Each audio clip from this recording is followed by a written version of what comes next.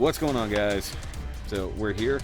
I'm in the shelf space cave. Ta-da! We got Mr. RODIMUS13 here, otherwise Yo. known as Thomas Rice. That's a brain fart there, gentlemen. All right, but either way, another Shoky Nerdcast 1-on-1, and because I happen to be in the neighborhood, quote unquote, at the Hobbytown meet, obviously I'm wearing the same shirt that I'll be wearing in that video. I don't know which order these things are going to come out, so this is how it works. And actually, he'll be wearing the same. You weren't on camera, so it doesn't matter. I didn't interview anybody. I'm on the same shirt, and pretty much every time you got me on camera. So I think you've just worn this setup every Pretty single much. time we've done anything together. because this is my only Gundam shirt, and this is one of my favorite shirts. Promote. Go to my TeePublic store. I have stuff. Wear something else next time. Eventually, I need to actually break down and get some more. Or maybe wear that beautiful Double October shirt that you have. I almost did that. I couldn't do shameless self-promotion, so you should have been doing my own shameless. But it is promotion for you because you designed it. Yeah, that was a lot of fun to make, actually. Yeah, that was. Coming up with the idea wasn't that hard, but like we did it, of course. When you get down to any designer, you don't just give them complete free reign. You give them the idea, and then you tweak it from there.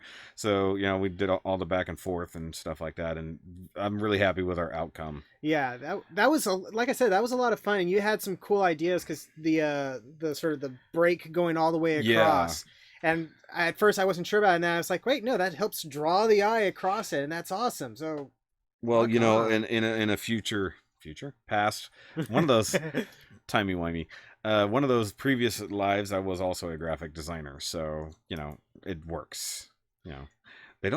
Just because I don't have the skills anymore to actively create something doesn't mean I don't have the ideas and know how things should work. Because that's what I went to school for way back in the day.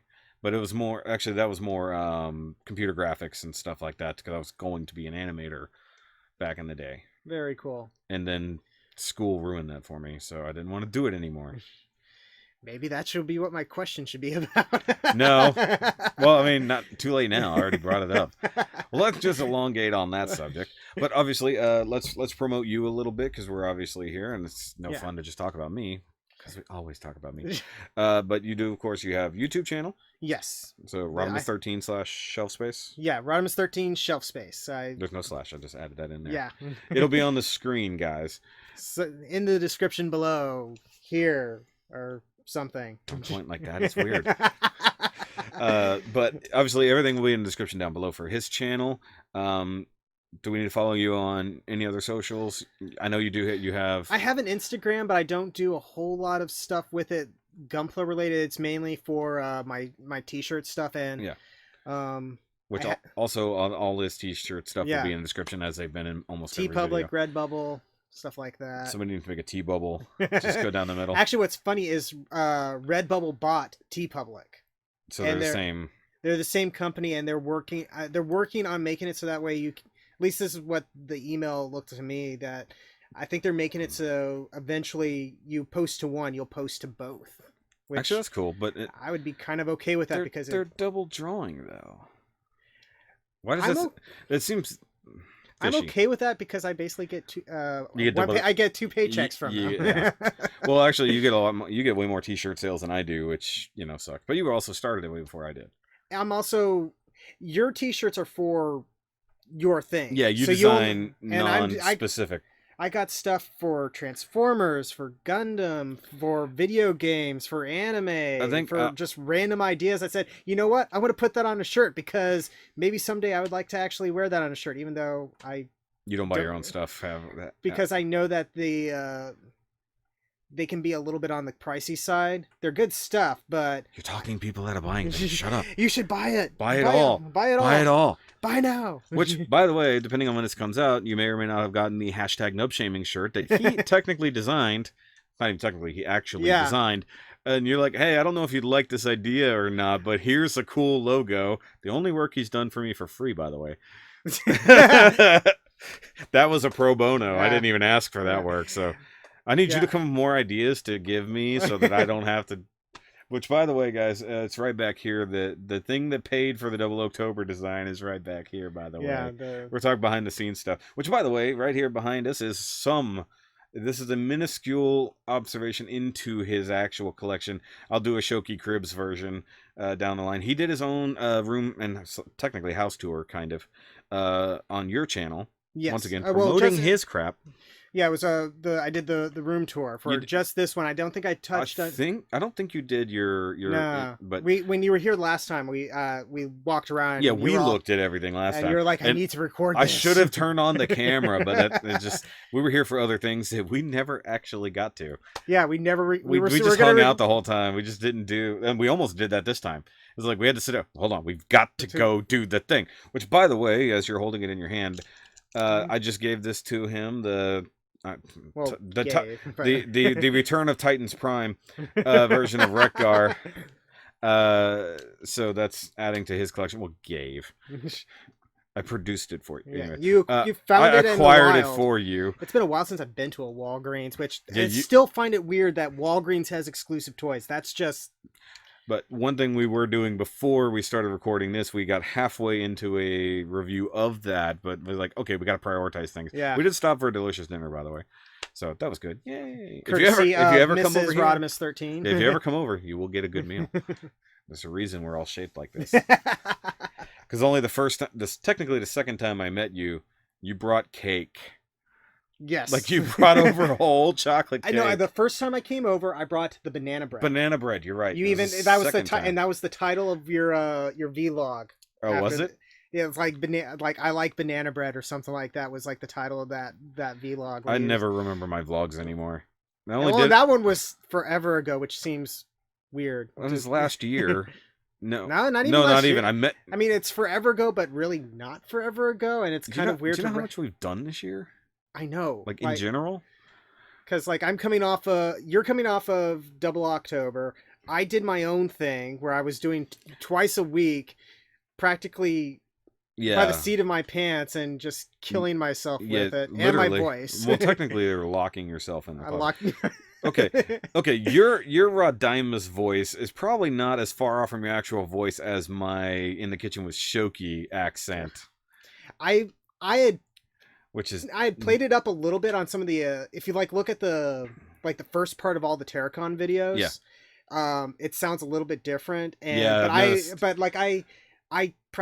I filmed all the shots where you see the packaging, with the exception of Sinner Twin, because that one got lost somehow. Oh no. I filmed all those back to back all in one morning. Oh. And then I come into work and I'm talking like this because you're just doing that Rodimus is a very, oh my God. It's hard to do it now. Well, you know what's really funny, and I don't know if people have noticed this. I notice it more myself because obviously I hear my own voice more than a lot of other people do. Oddly enough, I've been singing a lot more. Obviously not on camera. But because one of my favorite... now you say that. Yeah. But no, and people who haven't known me for very long probably don't notice the difference. But I'm actually talking with a lot more chest voice now. I'm actually, I'm not talking loudly, but it's coming across a lot more. Because I'm not talking from my throat. I'm talking from here. And I do that because I've been practicing singing that way. And also singing super low notes come from the chest. And and I've been because I listen to and I watch a lot of Home Free, which is one of my favorite acapella groups. Okay, they're a country acapella group, but they're. Is that the one that you posted a video of the other day? Yes, that was awesome. Oh, did you watch? Which one was it though? Was it the one where they're in the brewery? Oh no! That's a new band I just found. That was a distillery, by the way. No, that's a Texas band, but they're more like a country rock band. But no, this is an a cappella group. I'll show it to you when we got time. But their bassist can hit some of the lowest notes. I talked about this actually with Josh Fisher. I was trying to get my point at the camera occasionally because we gotta hi. I'm drawing my attention. But he can hit some of the lowest notes possible. By techniques is called fire breathing. If you've ever heard of this, it's kind of a growl. The sound is not coming. It's not even really chest, which is how you get down here. Down here. So way down here. This is talking as low as you can really go, just chest voice. But what it's doing is your vocal cords are made of a couple different things. So you know how it has flaps and folds. Yeah. To get into fire breathing, you vibrate the parts that aren't done with your voice. what they're called false folds. Okay. So the folds that are in between folds. The folds are there whenever those are the things that expand and contract when you talk. Those are the things that actually are doing the thing, and those are what's vibrating when I'm talking like this. To get the false folds to vibrate, it's basically like the concept of whenever you cough. You know how sometimes when people cough, and it's a big, deep chest cough, and it's like a noise? That noise. Controlling that with proper breath control, you can hit notes down in like F1 sharp, G1 sharp. I'm not a music person, but I'll show you when I know we're done. just enough to go, wow. Yeah, so what I've been doing, I've been playing around with that because I have nothing but free time. When I'm actually at work, so like I'm singing in the truck, and like I can hear the difference. And like I've noticed it when I was talking to Eric.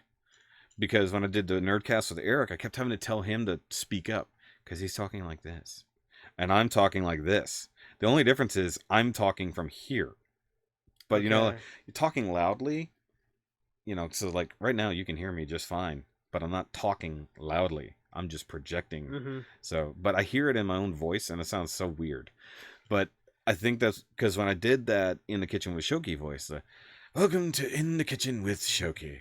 That's all throat. That's like all right here. And those are the first time I did it. And, you know, I'm always taking a sip of coffee or whatever. That's because that's keeping my throat from coming apart. The little cutaways in that are some of my favorite parts of that video because it's just, I mean, unboxings like that are always fun to watch. Yeah. I've always found those kind of neat. But just the character you created there, the laugh track, and then the clapping track at the intro, like it's an actual show. And then just the random cutaways is like, man, this is killing me. And then you cut back and everything's fine. Yeah. That just keep going. Easily amused. And by the way, I do that all generally in one take. Yeah, I can imagine. I'm doing that but recently in the last couple, I've done some of those scenes at the end because I'm talking too much and I intersperse them.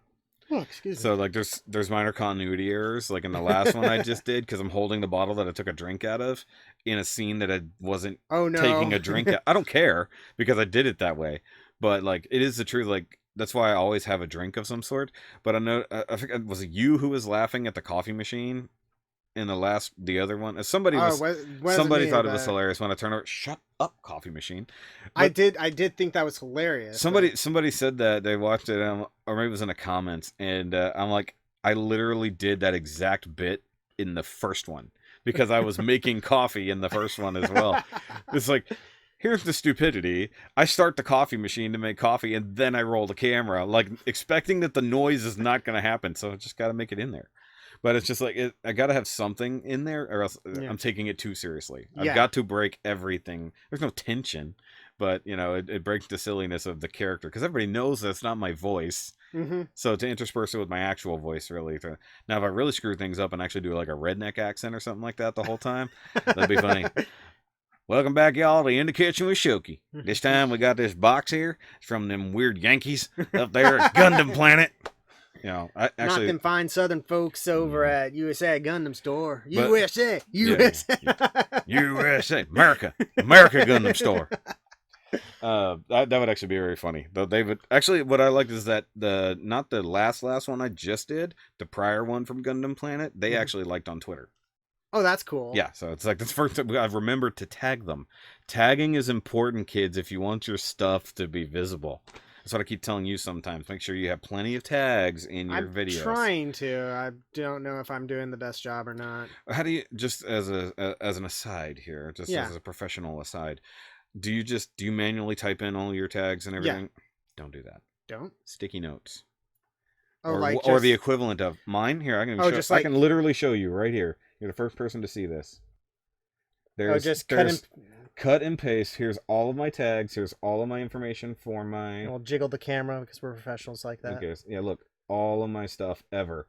For all of my videos. All the different types of videos. Copy and paste. Because I'm usually uploading 5 to 10 videos at a time. So it makes it real easy. So like... And you just copy and paste all of those? Or just the ones relevant. So like this is my HG section. So this is all. So you're not going to post the stuff about Master Grade when you're reviewing the exactly. So they're the Master Grade Monday ones, but because it doesn't include all the tags for every type of Master Grade, I just cut out the section that's about high grades and include the rest. I will have to try that sometime. Super easy. I would tell anybody who's new at this, do that. Make use of it. It's so easy. And when I was talking to Matthew Deluxe Baldwin and this got cut out, I cut out like an hour of us just talking shop. I told him all about it. He literally started doing it. He opened sticky notes. He's like, I was like, yeah, dude, all of your tags, everything you need to know, any information. Like I had finally updated my patrons because when you joined, by the way, patron, hi, he got to see things you guys haven't. That was, I was laughing when I saw that, even though I was like, now I need to log into Patreon to figure out what the rest of this video looks like. That's what was even funnier because almost everybody will see the YouTube side if you don't get the patron or you don't get the Patreon notification. Oh, by the way, guys, because of course he has a history on my channel of winning things. His winning kit, if you can, yeah, it's right here. Yeah, it's visible, but it blends in. So the kit that basically won Lupus for Lupus is still chilling right here as a sense of pride, and the thing he won is still sitting there in the box because he hasn't gotten around to it yet. I have an idea of like doing a month where basically I'm just at the very least I open big boxes because not only do I have the Deep Striker and the PGXia, one by the same kit, by the way. Yeah. In the closet I have a the Titan's Return Fortress Maximus. Yes. And I need to get that because for one, I've already cleared off space on a shelf for it. Shelf space. Boom. Logo. Logo. No, just logo. No sound effects. But I have 3 giant box things that I could potentially do stuff with. Yeah. But the problem with these is after I open them, well, then I have to build them.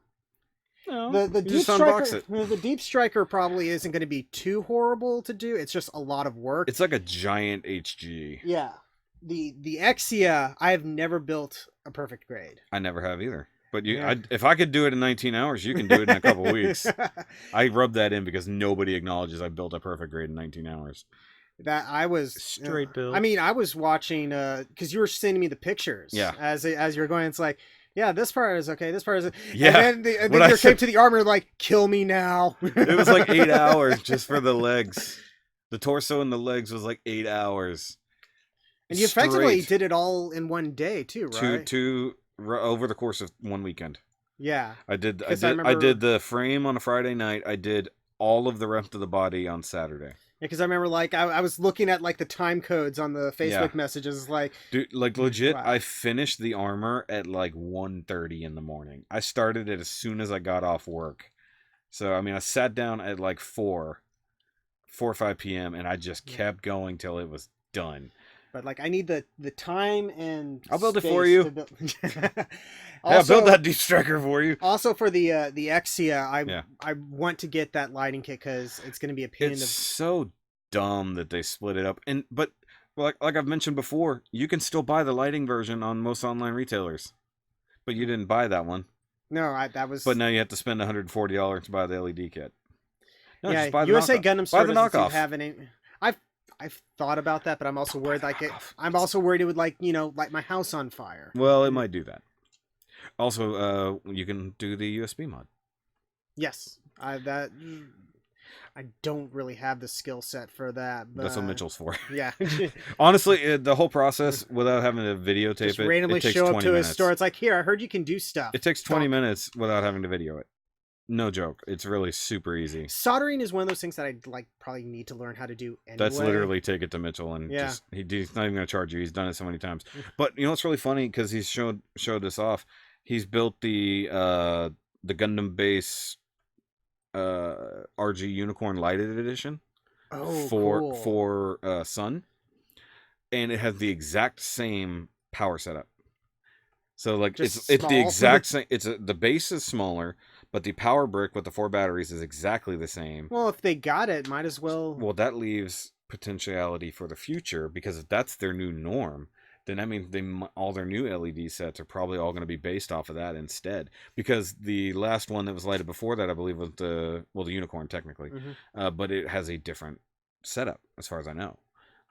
But maybe the 7 Swords PG is going to be slightly different in its LEDs. I'm just hoping that they update the LED system, because those are individually packaged LEDs like the MG. Yeah, like the little GN drives, the quarter size. Yeah. Well, they're not quarters, but yeah, the little disc things. Yeah, but I mean, it's not the exact same thing because it is a whole motor and everything. It actually does physically spin. Oh, that's right, you mentioned that. Well, I couldn't show that obviously in the review because he didn't have it. Yeah. He didn't bring any batteries for it. Plus, it's a pain in the butt to get into them. But versus the Exia, which actually is an LED ring that is just doing its thing. Turn it off, turn it on. Yeah, but it really, really, it's a cool deal. And I really hope they expound on that in the future, because they've got so much better technology than they used to have. It'd be cool if they actually update some of their older kits with modern electronics to some degree. It's always kind of interesting looking at Gunpla and seeing how it's evolved. Mm-hmm.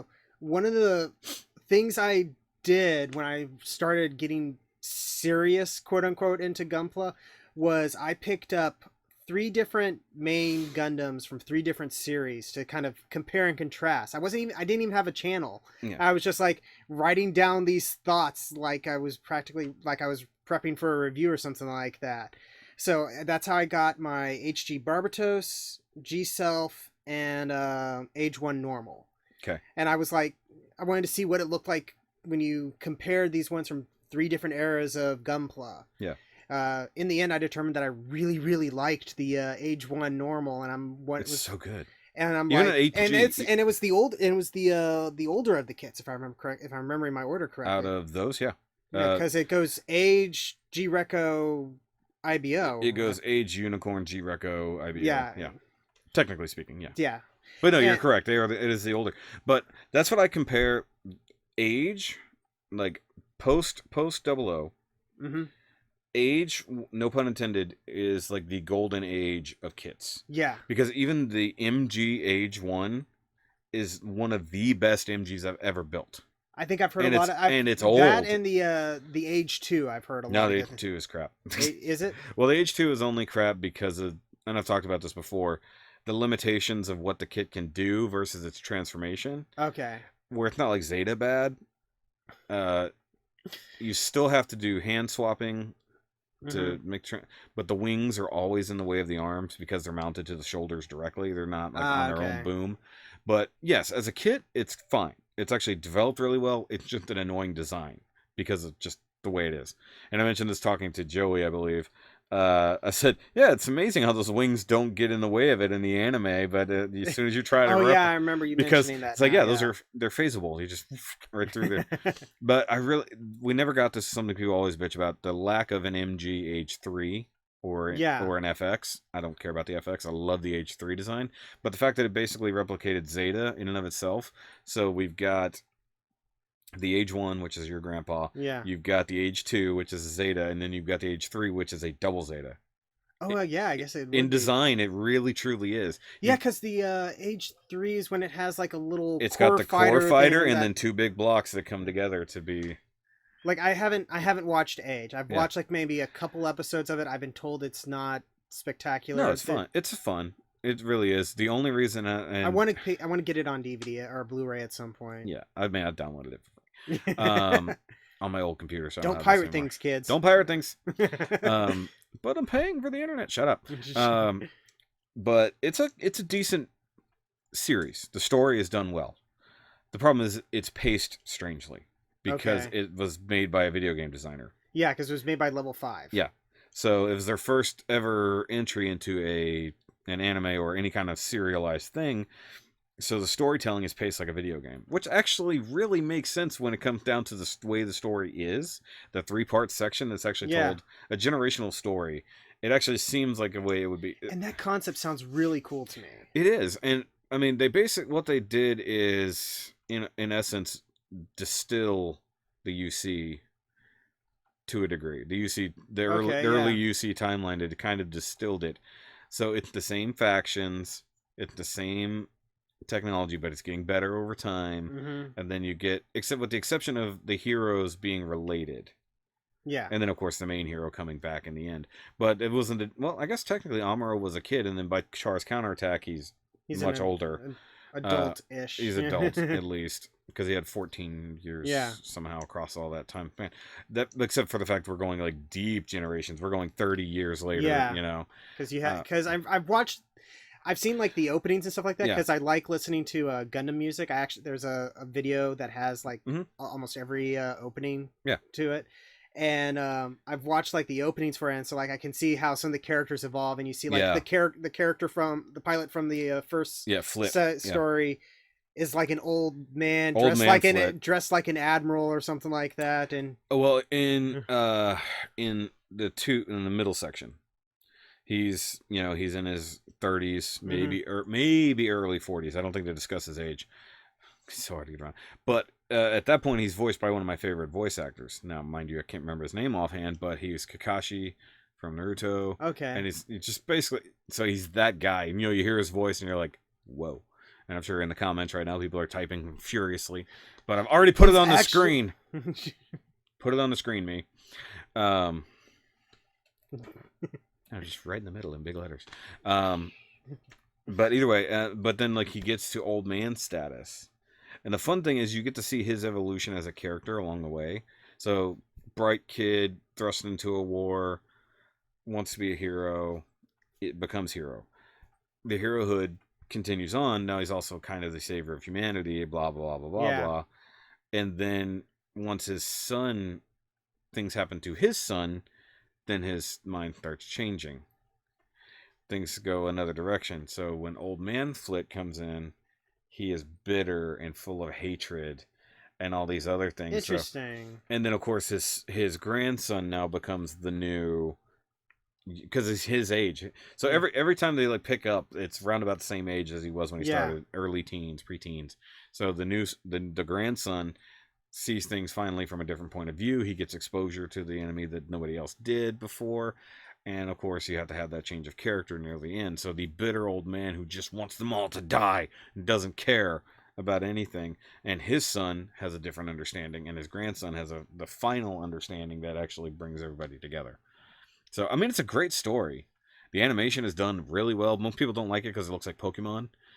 I don't understand why that's your problem. I was a little offset by it at first, but looking at the openings, I'm thinking I can get used to these characters. I just have to sit down and watch. It's colorful. The designs of the characters are done well. The mecha designs are awesome. But coming off of Double O. Oh my god, that's like a tonal whiplash. But that's where they finally started including CG in a good way. Whereas Seed and Seed Destiny were playing with it, but still doing real animation. Yeah. Double O used it where it counted, and then they took that to a whole new degree with Age. So they're playing with the technologies they get as a series, and I like the story. I've always liked the story. It's rushed, but not rushed like IBO Season 2 rushed. So it's good. But yeah, I definitely recommend Age for everybody if you haven't. And the kits, like I said, those are the golden age of design, because for the Age 1 isn't a full frame master grade, and it has amazing articulation and stability. I just remember building the HG, and I'm putting together the shoulders. Yeah. And I'm like, it's got little individual joints here. Yeah. This is an HG, a 144 kit, and it's an older kit. I've been told to avoid the older kits. Yeah. This thing is amazing. Well, that's where it's like that cutoff. Yeah, that 10-year cutoff. Well, double O HGs aren't bad either. I mean, you've built a couple of them at least, and have I? Oh yeah, I don't think of that thing as a double O but kit, it's mostly it is mostly a double O. That's a video for another day. Teasers. But on that idea, they started really developing things, and then Age is where they kind of peaked, and then they started going cheap again. But then they got into IBO, and it's a whole new story. And building the Barbatos HG was fun because it's a different kind of beast. Yeah. Pun intended. Than everything else, because you got that sort of quasi inner frame. It's not even quasi, it's a full inner frame. Well, I mean, like the legs, you kind of have still have the armor for most of it, if I remember correctly. No, you can build everything but bare feet. Yeah. The only thing it doesn't have is bare feet. But I've only built a few. It's only like your completely total favorite series. No, well, it's one of them. There's no IBO month. Well, I can't do an IBO month. I built most of the kits already. I was like, the beginning of my channel was based off IBO. Well, that's where that new IBO series that they're not doing a damn thing. Stop thinking they're making a whole new series. They're not. They're not. They're doing something, which maybe you're seeing concept drawings that are coming out sparsely at months. They've got 2 other mega series they're working on, not even counting the mangas that they're playing with. They're not working on IBO anything that's major. We got the next big thing is narrative. Yeah, they just finished up Build Divers. And they actually announced like a Hathaway Flash movie or something. There's something along those lines, but I don't know if that's really going to go full on. Because they've got to get through NT, they've got to get through Moon Gundam, which is not being animated that I know of, right? It's At least not yet. It's manga. But if it's a good enough story... people were saying Unicorn was never going to get animated. I don't know why they ever thought that. It's UC. It's main UC. So. Yeah. But, and I keep talking about this, and people are going to keep saying different. I remember when they said when NT was coming out that it's going to be multiple movies. It's going to be multiple OVAs. People keep thinking it's a single movie coming out in this month. It makes sense that they would do that because that's what they've been doing for the past few years. Yeah. The past little bit, it's been Origin. Before that, it was Unicorn. Yeah, and Thunderbolt. And Thunderbolt was more online, wasn't it? Thunderbolt is like short. Well, actually, not even shorts. They're actual episodes. It's just very short seasons. So it's an actual anime, but it's very sparsely done. 6 episodes a season. But Unicorn, I thought it was like we talked about it earlier. It was done well, and like releasing them as movies sparsed over about a 1.5 2 year period, something like that. It was months apart, you know. So, but Godzilla's doing that with their anime, and it's doing fairly well. I don't mind it anyways. But I've checked out the first movie for that. You're talking about the Netflix ones, right? Planet of the Monsters, yeah. And I thought or Monster Planet. Yeah. I thought that was pretty. I thought it was pretty interesting. The CGI. It's not bad. It's just hard to get a hold of. It's not the worst I've seen. It's cell shading, which is strange. I mean, but it looks beautiful. Yeah. For the most part, City on the Edge of Battle is very the second one. They don't do what they talk about doing. No spoilers for anybody who hasn't seen it, but it's done well, and it's the middle, so they have to get there. Their money and their time and their story is all in the Eater of Stars, which is the next one, which is where Big Boy comes out to play. Is that where King Ghidorah shows up? Spoilers. But you've got they showed a golden dragon in the promo. Yes, but not everybody has seen that. But no, the fact that they've kind of retconned a lot of the Godzilla mythology for this is what's cool. But we've got the biggest and most powerful Godzilla that's ever existed with Godzilla Earth, because he's 1,000 meters tall. Oh wow. Yeah, because I remember the first one ended with like, "Yay, they killed it." Spoilers for those who haven't seen it. It's like, "Yay, we killed Godzilla." They killed Godzilla Filius, which is the baby. It's like, oh wait, that was Godzuki. Yeah, well, that's what's really bad. Well, because it looks and acts just like the Godzilla they knew, but it's only barely bigger, if at all. And they kill it. And then they were like super happy, and then as soon as they get that, they hear the roar, and minutes later, and then it like rises up or something. The whole mountain just completely evaporates as he comes out of the ground. And he's like, and they're just like, "What did you do?" Well, basically, he woke him up, but they didn't know why the other one was in a like holding pattern. It kept walking in circles. It's walking around Daddy. Just don't realize. But then also, I love the idea that, you know, they've been gone for 20,000 years. Yeah. Humanity left because of Godzilla and because of the kaiju taking over.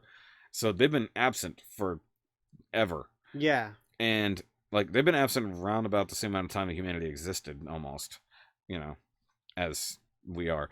But advanced technologies would be what they are. They start analyzing all this new life that they're finding, and almost everything has the same makeup as Godzilla. And they're like, what? Why is this happening? And basically, it's life adapting to the uber predator. To having Godzilla stomping around. It's the uber predator. You haven't watched the second one, so you haven't got to see this.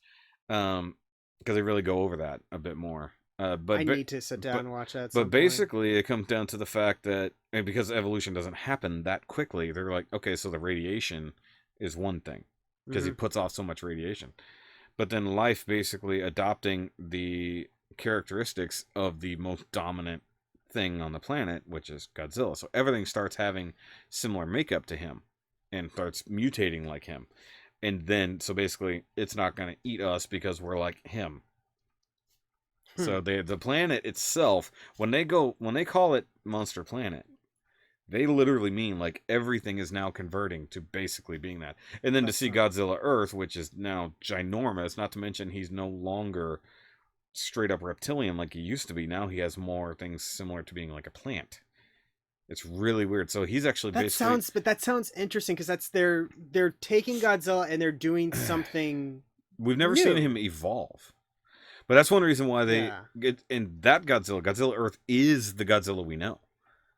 That's the thing. It's like, so that is the Godzilla. It's supposed to be the same Godzilla from the original, the King of Monsters. Yes, the one that caused humanity to evacuate. So Godzilla Earth is that one. Yeah, because most current Godzilla stuff usually says the original Godzilla movie, which I think was called King of Monsters in America. The old black and white. The 54. Yeah. Yeah, the old black and white one. That one happened, and then they have their own stuff be a jumping off point from after that. Kind of.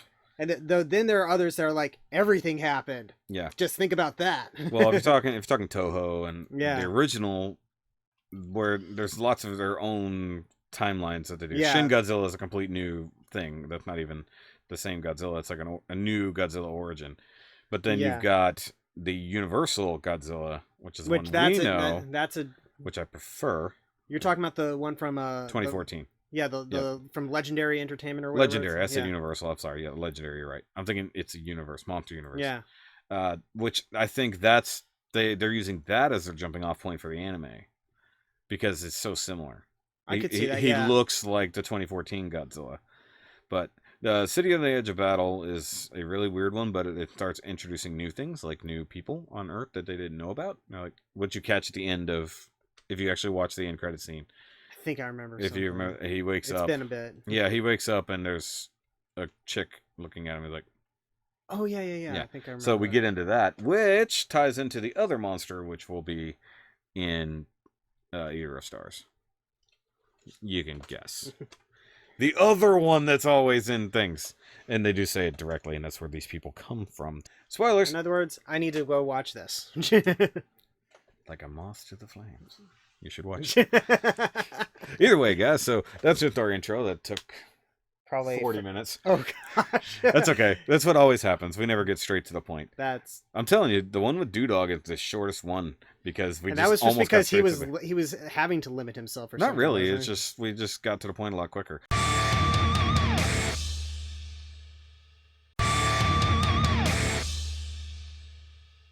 It's one thing when I don't know the person very well and you just get to it quicker. But either way, you guys know how the one-on-one works. If you don't, well, this is how it works. So we go back and forth with questions. We start with personal questions straight up. So whatever you want to know about the other person, get as personal as you want or as impersonal as you want.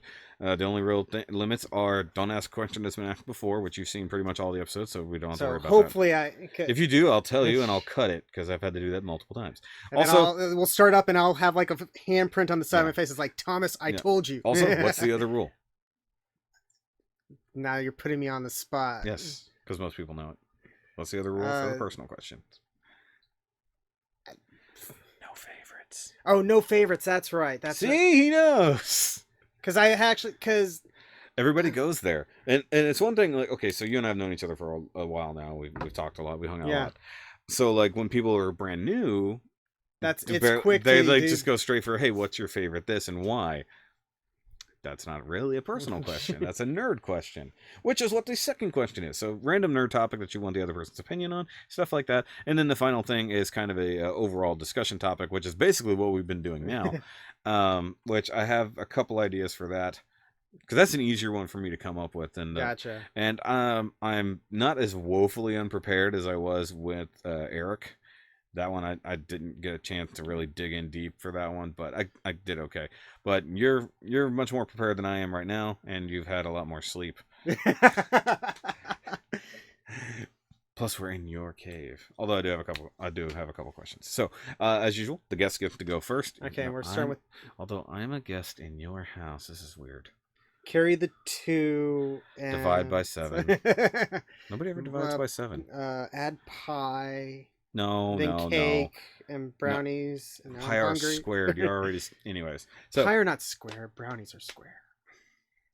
I like round brownies. If you get them at Freebirds, they are round. They're pop brownies. We had one last night. We had Freebirds. We had Freebirds for dinner. It's been a while since I've been to Freebirds. But that's not the topic, is it? No, it's not. Okay, so we food. Okay, so start with the personal one. Okay. I'm going to sit here with my arms crossed and judge you.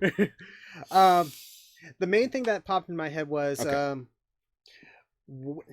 What did you want to be when you were growing up? Like when you were a kid, what were you thinking? This is the job I'm going to be, and what did you kind of do to maybe try to get towards that, or maybe what stopped you from going that direction? Okay, that's an interesting one. I've hinted on it before because obviously I'm an artist as well. Actually, if we go all the way back to being a little kid, everybody wants to be like cowboy, fireman, cop, astronaut. Usually in that order. Well, at least in Texas, everybody wants to be a cowboy. I didn't really want to be a cowboy. But I think at some point I definitely wanted to be a fireman until I realized I don't really want to do that. Which is the point. But I wanted to be a pilot when I was young. Okay. I which makes no sense because I hate heights. Oh, yeah. But it's always the freedom of flying. Yeah, I can see you're going to do that thing where you don't know if you should close your arms or not, and you're going to feel self-conscious every time you do it. Especially because I'm looking at you and you saw me do it, so you're I'm like, now I feel compelled to do it because it's also comfortable. Either way, it's not your body language that's closed off; it's your mind. Anyways, no. So I wanted to be a pilot. I think Tailspin had something to do with that. If I'm honest, I could see that. If I'm honest, but if you think about things we saw when we were kids, there were a lot of shows that were about piloting. And then somewhere in the late 90s, they got into more motorcycles. And then of course G.I. Joe, big tanks and weapons. So I mean, like you're kind of fed by the things you watched. But for some reason, I really wanted to be a pilot. It's really strange. The only thing that really hindered me on that was my vision, because you usually got to have better vision, and I have to wear glasses. Even though right. I don't wear them 90% of the time because I'm nearsighted, so it's fine. I always get a little weirded out when I see those Facebook pictures of you with glasses. When I'm wearing my actual glasses, not right. No, that's why it's weird when I wear them on camera. Also, because I get light reflections and the thing. But that was one thing I definitely wanted to do when I was a kid. Okay. And I didn't know any pilots. It didn't run in the family or anything. It was just that looks cool. And at some point, I wanted to be a helicopter pilot because Airwolf. This is I blame everything. Then I also wanted to be a vigilante hero that drove a Trans Am too. So, everybody wants to be Knight Rider. Everybody wants to be Knight Rider. But no, that was probably the thing I wanted more than anything when I was young. And astronaut was in there too, kind of, because space is always fun. Until you realize how hard it is to actually go to space and do things. But later on, when the real world kicked in, so to speak. By the way, one reason I did want to go in the Air Force when I was looking at Armed Forces in high school. They're the only one that didn't even pursue me at all. I got more attention from the Coast Guard. And I don't do water. So, sorry. But limited visibility without having to get eye surgery. And then that's even iffy because we're talking about 2001. LASIK wasn't quite a thing yet. They used real knives to cut into your eyes back then. Ugh. So it was a little harder if they wanted to do eye surgery to give you to be a fighter pilot. Of course, I love piloting games. Oh, you know what? I didn't think about this. OG Flight Simulator from the Macintosh SE days. Did you ever play that? No, but I did play the Microsoft Flight Simulator on my old probably. Well, I say my parents' old that probably would have been it's a PS2, but it's not the PlayStation 2. It's the personal computer system 2 from IBM. That would have been 1991, 92 thereabouts. Yeah, this was earlier than that. This is earlier than that. It actually, but that was one thing that got me into wanting to pilot things. And mind you, there no such thing as graphics. You're talking you're talking when they mean polygons, they mean there's only a few out there on the screen. But like you could have open world whatever. Like I mean, you're talking about something that was made in like 1985.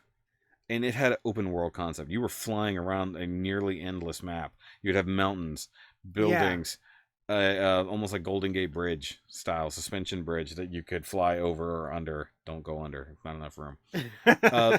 And it taught you like it was actually very smart about teaching you how to fly. You had to get your wind speed right. You had to have your flap position right. It's in the title. They're simulators. Yeah, there's a simulator, and you could turn the graphics.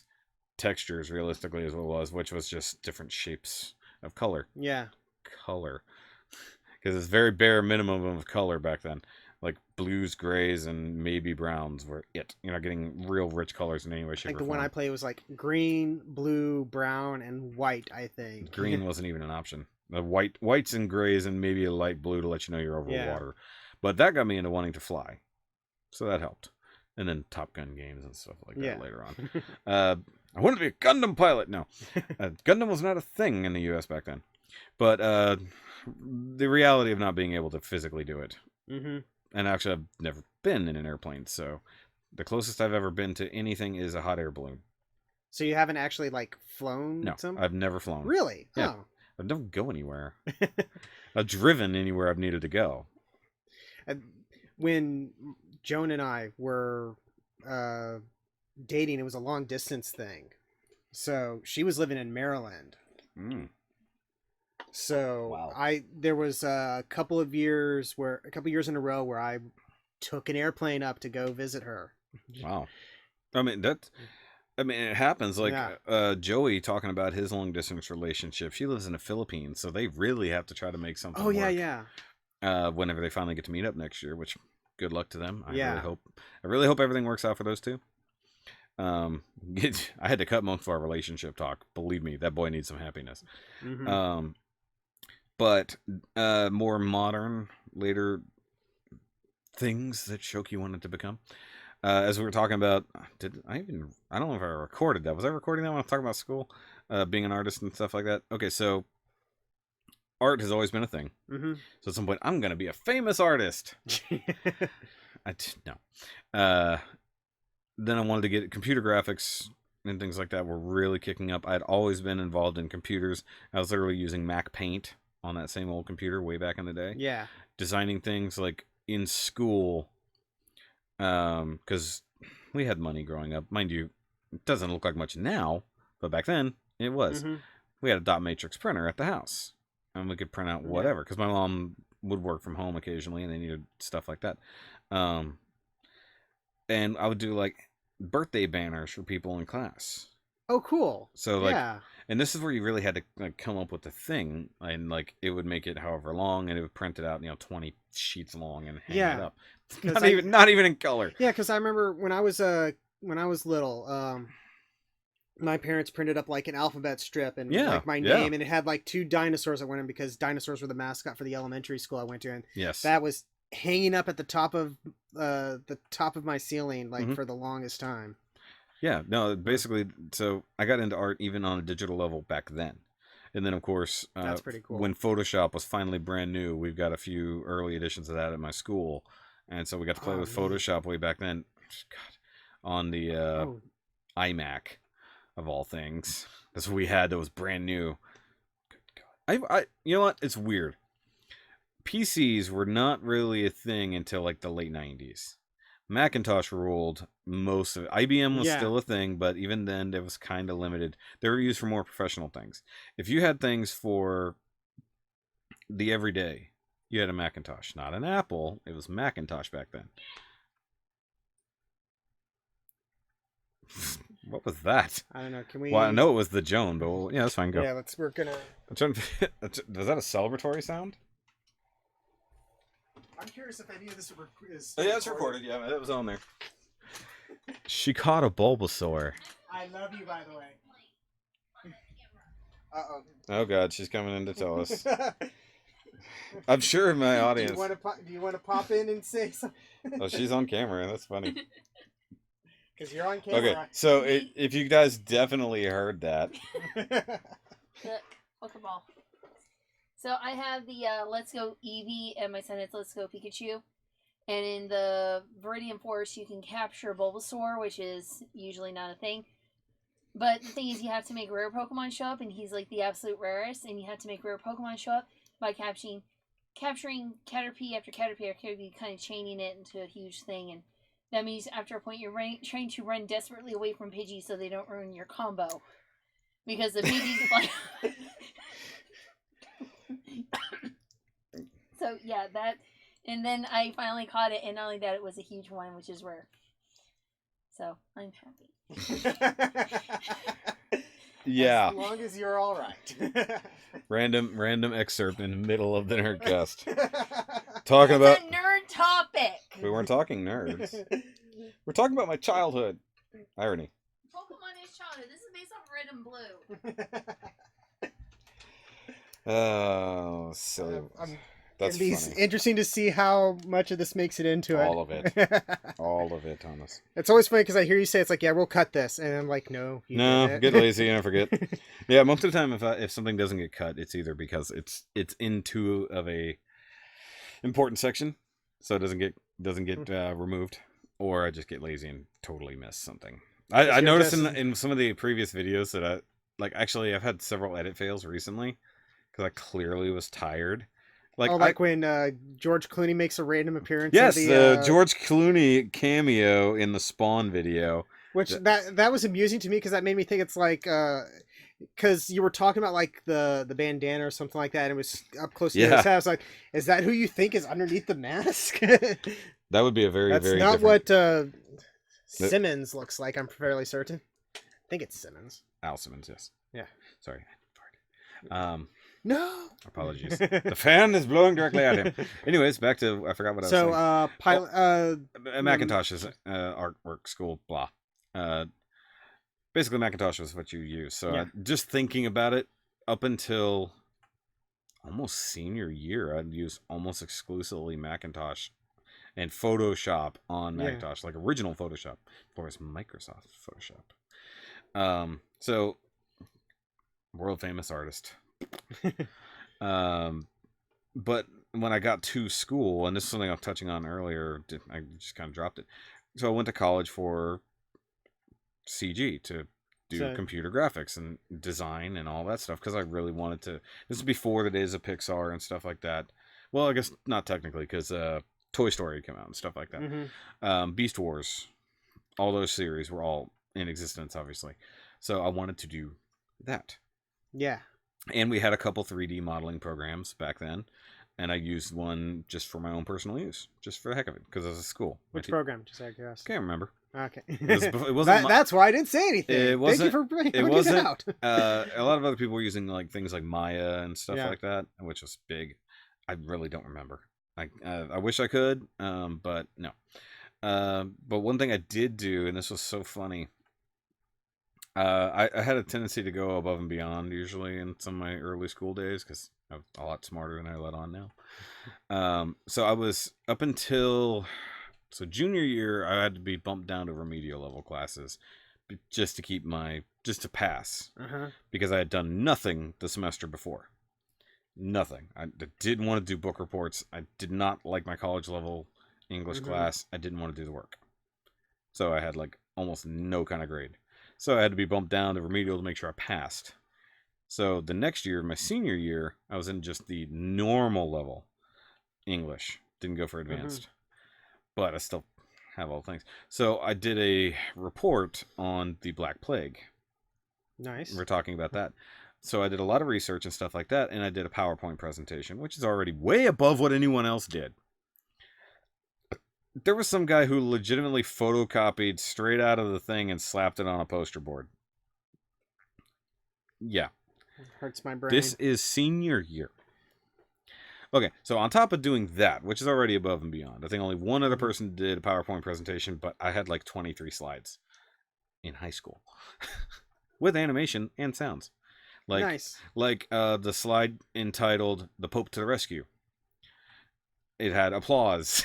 in between. Because in case you don't know, I mentioned this before, the Pope actually had to save the Jewish people from being persecuted in Europe because people thought that the Black Plague was caused by Jews. Wow. Yeah, so the Pope to the rescue. They don't teach you that in normal class. I researched that. But anyways, what I did, I actually included a backstory for my report. That I was a time traveler from the future that was going back in time to see these things. And I made an animation of the time machine going through that's time. Cool. And I didn't actually develop a ship, but I did it from the point of view of being in the ship.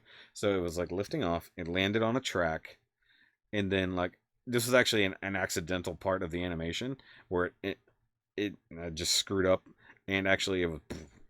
like it rumbled, like it landed. Oh, that was an accident, but it worked perfect. Happy little accident. But it was actually supposed. And I remember the story. It was the Glass Mountain Research Facility on Mars. So it's actually a red glass mountain. Oh, cool. So and the tunnel I made a tunnel through it, and so it goes through it and then goes up a ramp, like a launch ramp, into almost like a Stargate portal. Is what it looked like. So sort of like a mass driver thing? Yeah, it was a mass driver. That's really what it was. So this is before I really ever knew what that was. I don't even know what series. Oh, I probably got it from Technoman, because that's how they would launch. Oh, Technoman? Yeah, same difference. But so that was the intro to my thing. So it was like the whole backstory real quick, and then that animation. So I used that. This is my senior year of high school. Please tell me you got a good grade on this. Oh yeah, of course. That part, dude. Actually, you know what? That struggle was even worse because I did that. I had to render it on my cousin's computer because I didn't have a Mac, or I didn't have a comparable computer. I had to render it on my cousin's computer. That took like well over a day. Because we're talking like 90s level computer technology. Early 2000, like early up to 2000. Yeah. So yes, and I couldn't use my parents' computer because it was non-compatible.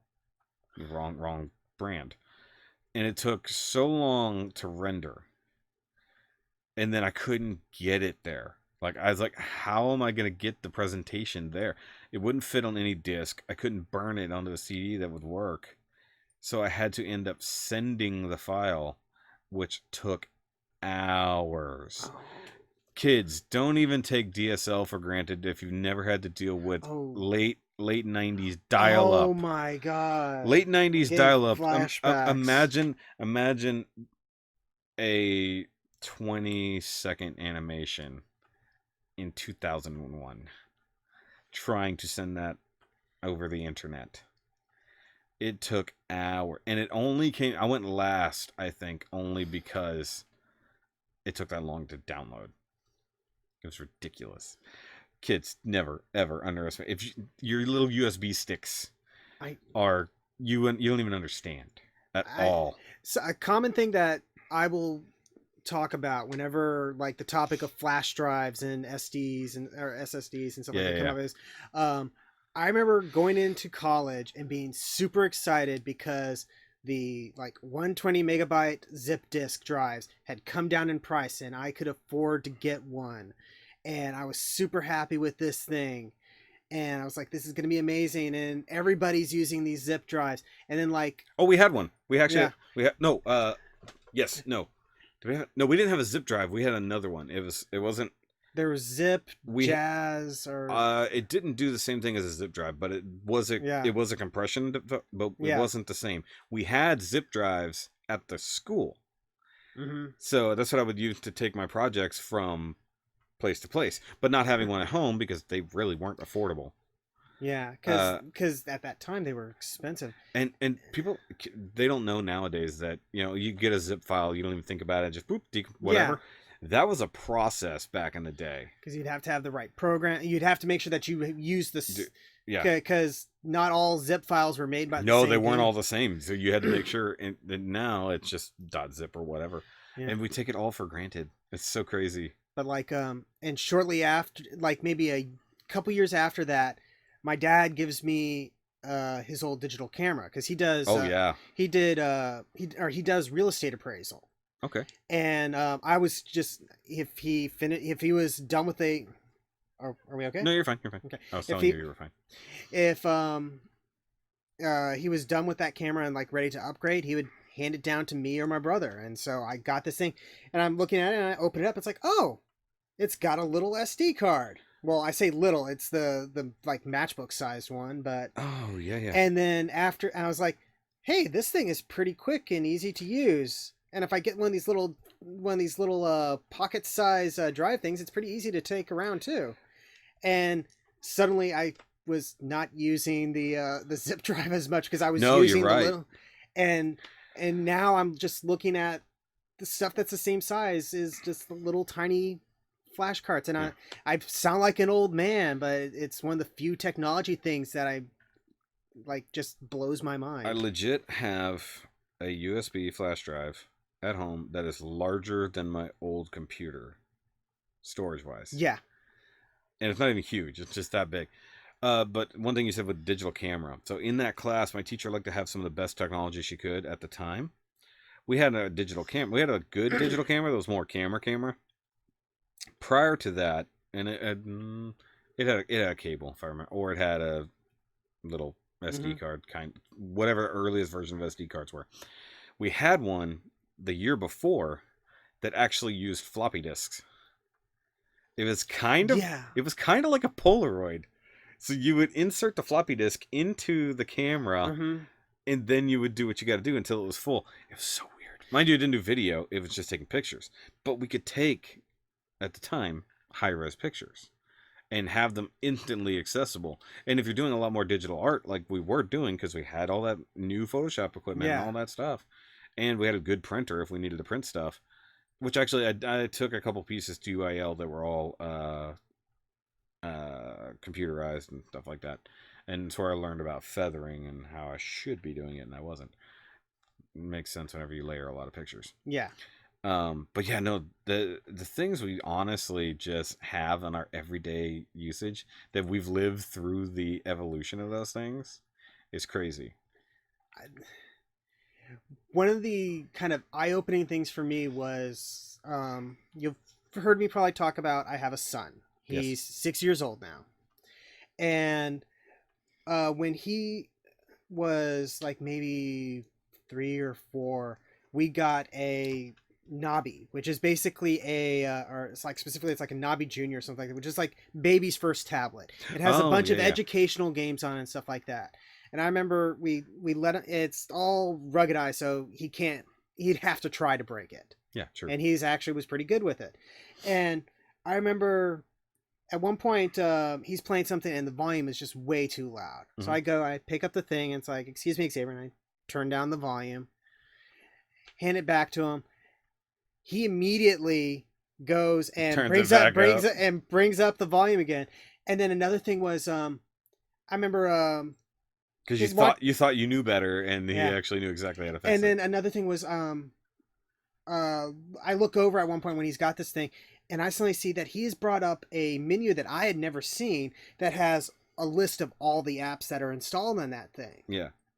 And I'm like, how did you even find that, kid? And he's like, this button up here. And that's when I was like, wow, so this is what it feels like to get old. Yeah, literally, they know better than you. Look at the kids with their new technology. But the thing is, you did that with your parents. You just don't remember it the same way. I had to show my parents plenty of things when technology got better. It's hard to say. I still have to.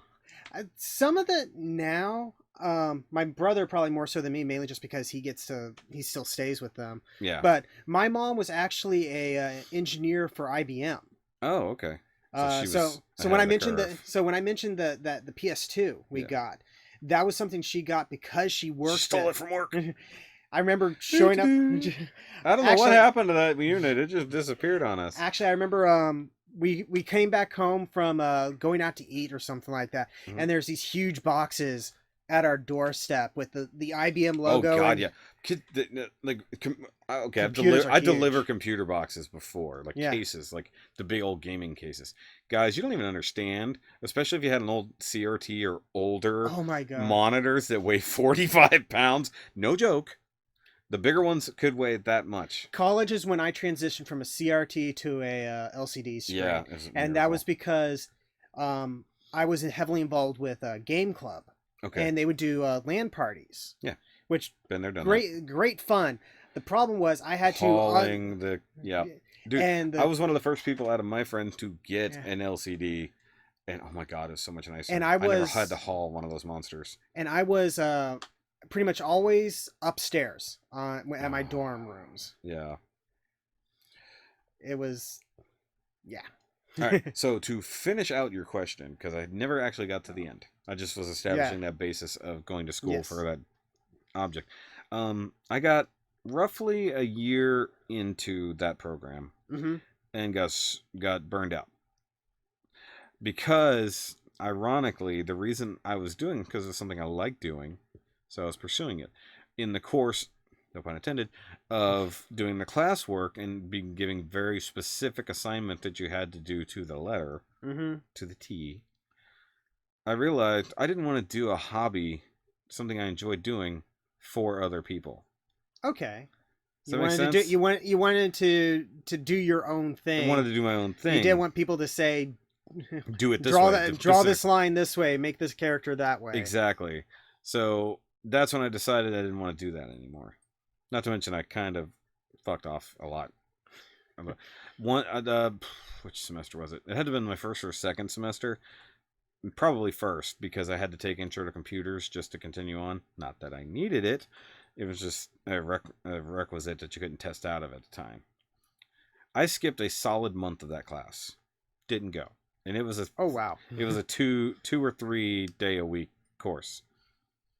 I went back because obviously I had to pass the class. By the way, I was playing pool because we had pool tables in the student center, so that's all I was doing. I knew everything we were doing. We went over basically it was going over Microsoft Windows and all associated programs. Yeah. You know, Word was like the beginning. Basic, literally intro to computers. Like, I've been doing this for 6 years already by this time, you know? And so I skipped it. I went back with a week and a half left in the class, made up all my work that I had missed, which was all the only thing I would have missed was C++ programming, but he didn't have the software, so it didn't matter, so we skipped it. So the only thing and he told us ahead of time we wouldn't be doing that, so I was like, I don't need to know any of this. I know all of this. So I legitimately came back with a week and a half left in the semester, did all the work, passed all the work, took the final, passed with like a 98. It was like, it didn't even matter. It's like, why couldn't I test out of this? But what changed my career path at that point was I just didn't want to do my hobby for other people.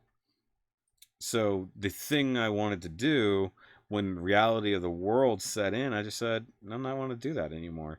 So I changed majors to like not even a 180, just something that made no sense. And I went into automotive technology. Okay. I was interested in cars. I wanted to know how they worked. I never wanted to be a mechanic. Still don't want to be a mechanic. But I wanted to know how the things worked. And so I switched over and I did like 2 years of that. So got almost to the point where I could get a degree, but it would have made me go back to taking core classes that I would have had to do. And I'm like, I'm out. But at that point I had started doing my current job and school became the last thing on my mind. But ironically, and I think I mentioned this before, I'm now using my education to apply to this. It's always kind of cool when you realize like stuff that you learned in school, you actually are really using it in the real world. Because I used Adobe Premiere for a lot of things. There was a video editing course at one point, which is where I learned how to do this. I'm not using those programs because of money. And then Illustrator was the thing I was really keen on because it took Photoshop to a whole new level. Learning raster files and vector images was a major difference at that aspect. This is where I got into designing work and stuff like that, which, mind you, my skills are rusty. That stuff I could still probably come up with if I had technology programs to do it, I would be on that path. But it's funny that in the end run, I used my education finally. I mentioned this to the wifey because I told her, I was like, it may seem strange that I do what I do now with YouTube, but I technically went to school to learn how to do this. I'm just finally applying it. Cool. So it's so 10. How long have I been out of school? 2000. Depressing amount of time. 2002, 2003 is when I stopped doing that program. Okay. It wasn't until 2016 that I finally truly applied it to something. Mind you, I've done minor video editing and stuff like that along the way because I still had the student program, so why not use them? I got to find these files. They were on my old computer, and I hope they still are. I've got to get them off of there. My promo videos for our Halo tournament that I actually did in the same way that Red vs. Blue filmed it. Oh, an actual machinima thing? Actual machinima thing. Nice. With voiceover, with editing, with recording in Halo 2. Like, Very the cool. hard way. That was so much fun. Like, okay, you know how we have normal pop filters and stuff we buy now? So I'm recording on my microphone mic, or my computer mic, which is like the longer boom style, like for, that you would have for like talking on a digital telephone back in the day. So to keep people from like being right in there and, popping or whatever, I have a coat hanger with pantyhose stretched over it. That's what they are, effectively. It is essentially what they are. But when we had to record again, and I still needed it, there was a little girl who had a fairy costume, and we used the wing from her fairy costume. It's the same thing. It's exactly what it is. But like, it's we talk about the things that you wanted to be when you grow up. A lot of people do pull it off. Mm-hmm. Time, money, effort, dreams, whatever. Me, I've bounced my way back.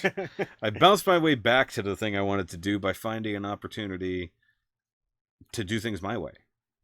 That's really cool. Yeah, I mean, I don't mind doing some things like making videos and stuff for like Hobbytown or whoever. Yeah. Which I wanted to say something earlier when Dion said. I was thinking when he said we finally have somebody to edit our videos, I'm like,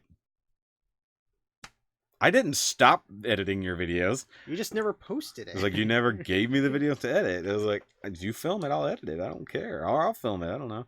I'll mention that to him. I just didn't want to bring it up in the meet. But I'm like, I'm right here, and I would have continued to do it, man. I think, and he like course corrected a little bit there and said something about. He mentioned the fact that I used to. I'm like, yeah, and you just stopped making them, so I stopped filming them, which means I stopped editing them. But it was never a problem for me to do it. Their biggest problem was the person who worked for them who stopped doing it.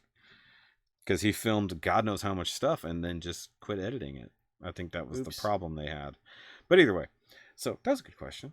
Yay, I found a good question. You found a good question. And good job. Some people do. Yay. It wasn't a favorites. What was your favorite thing you gave up your dreams on?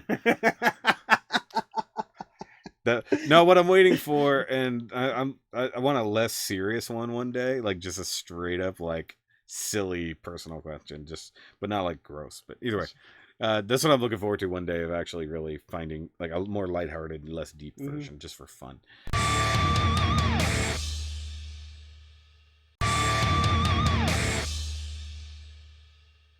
Okay, so my turn.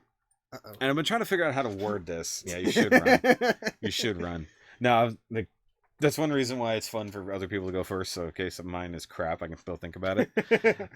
Well, it looks like I might have been ignoring him. I've actually been playing with this because I needed something to fiddle with. And I've realized I have this figure. I have the Walgreens version.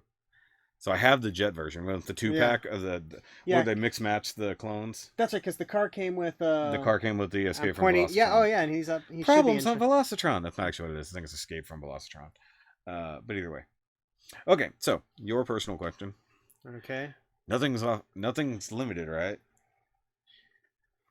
We'll see. It's okay. No, it's not bad. Because I was trying to figure out the angle for this question. Because, as you mentioned, your son. Mm-hmm. And he is special needs. Yes. He's on the autism spectrum. Yes. They don't have like specific names for stuff anymore. Yeah. Though the nearest I could figure, if we were to go with old things, is he would maybe be considered what was it? Maybe like some variation of I think a Tourette's or something like that. If you went with old school definitions that most people don't abandon it now. Yeah, they blend in PC-ify things. Yeah. Either way, autism disorder or some. So they just don't assign it a number. Yeah. Okay. So. Yeah. Be that as it may. Most people would want to know what are the difficulties behind it, but that's covered a lot realistically. So actually, being a father of an autistic child, what are the more fun aspects of it? He is so smart. Yeah. That doesn't always come with autism, because No. the thing that most people, when they hear autism, they think either Rain Man or like the guy off in the corner that's drooling on himself or something like that. And so while there are a lot of people on the autism spectrum who are geniuses, yeah, that's not always the case. I happen to think my son is one of those, but I'm his dad, so I'm always he is incredibly bright. Yeah. And the few stories, you've mentioned obviously now, but then like he definitely, kids his age don't always see everything. Mm-hmm. They see what's right in front of them, and while he can still do that, but he sees and recognizes and catches on to everything. It's always interesting hearing him, like, because I will talk about Gunpla and stuff like that a little bit, and we actually watched Build Fighters as a family. Like, my brother got me the Blu-ray for Christmas last year.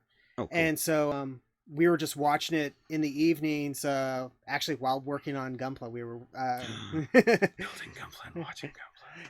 And so he started picking up on that term. Yeah. And so it's always something wrong. No, just very confused as to what just happened. Continue. But so he'll use that term and use it correctly for the most part, though he tends to think anything Gundam related is called Gunpla. He's using the term Gunpla to cover Gundam.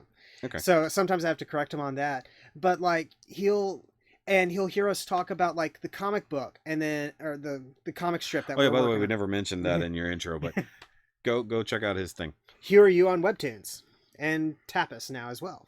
I don't know what that is, but cool. I'm a subscriber. But I really am. That's not a joke. But we'll talk about the comic because we'll work out story ideas and things like that. And then like sometimes he'll suddenly chime in and use all this terminology that we're using and use it correctly. Yeah. And as I was mentioning to you before, like when he learned how to read, it was a light switch that went off on him, and suddenly he's reading everything. And it's amazing looking at this little dude that, I helped make that. So there's something cool about that. And that's your fault. No, wait, that's not the right way to look at it. And seeing the entire world just start to open up to him. Yeah. And he absolutely loves it. Yeah, because everybody, they use the term disorder a lot, but sometimes it's more of a reorder. I like that term. Because there are plenty of actual mental disorders and things that are truly wrong with people, and then sometimes you're just literally off a tick. But that one tick, depending on the direction, can be the difference between genius or drooling mess. Yeah. If we're honest, not trying to be cruel by any means, but it's the way people do see it. And the brightness level is there. The absorption of information, as you said, he learned to read in like a month. Yeah. And what prompted that discussion was, do you remember ever learning how to read? And the question is, like, down the line, if you ask him that, he might literally remember every aspect of it. And my mother worked with kids who had problems too. Not in that aspect. They were more the violent behavioral types, but they all had something. But some of them, when they were normal, quote unquote, were very bright and actually very loving and very whatever. But then they could have their moments. Obviously not saying that towards you, but that's a lot of the stuff people expect when they hear that. And to hear somebody talk about almost the complete opposite of expectations of people. And when you say someone's on the spectrum and you think of certain stereotypes, that's what I said. It's like, it's not necessarily a disorder. It's a reorder of the brain. And I've known people obviously who've dealt with it or not dealt with it at all. Don't want to accept that they're children or like that and stuff like that. But you're the other way. I mean, like I see you be a dad, and of course I see the wife being a mom and stuff like Mhm. that. And other than his own literal special needs, you keep treating him the same way you would treat any child. Yeah, we try very hard not to even make a big deal about the fact that he has autism. I mean, we make sure that he knows about it, and because one, he has all these classes and stuff like that he does, and if we tell him about it so that way he understands, like, he thinks differently. But for the most part, we're not trying to make him feel different. He understands that he's different, but we're trying not to, like, make a big deal out of it, basically. Because so I say that, and I made a shirt for him that says autism is my superpower. So. Well, I mean, that's making a big deal out of it in a positive light. Versus, like, this is the things that are wrong with you, you shouldn't do that. Versus maybe you should understand why this is happening with you and turn it into, okay, this is just how you are. And then how do we deal with it is such a bad term, but how do we work with it? I remember when we got his diagnosis, I was like mentally debating if we should even bother telling him about it and just keep on doing stuff. And Joan was like, no, you gotta tell him. We're gonna let him know stuff is going on, so that way he's not. Sorry, I just had such a silly thought. I didn't want to interrupt you. Go ahead. It's all right. It's too late for that.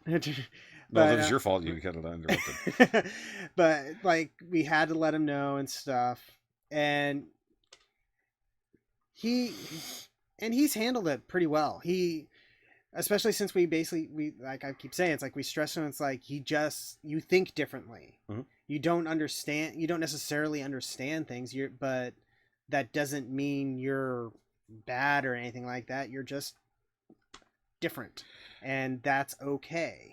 And sometimes it can end up being cute, like what happened on that live stream at our house that one day. Oh yeah, where when he quit because he was missing a piece, and then he went right back to I quit.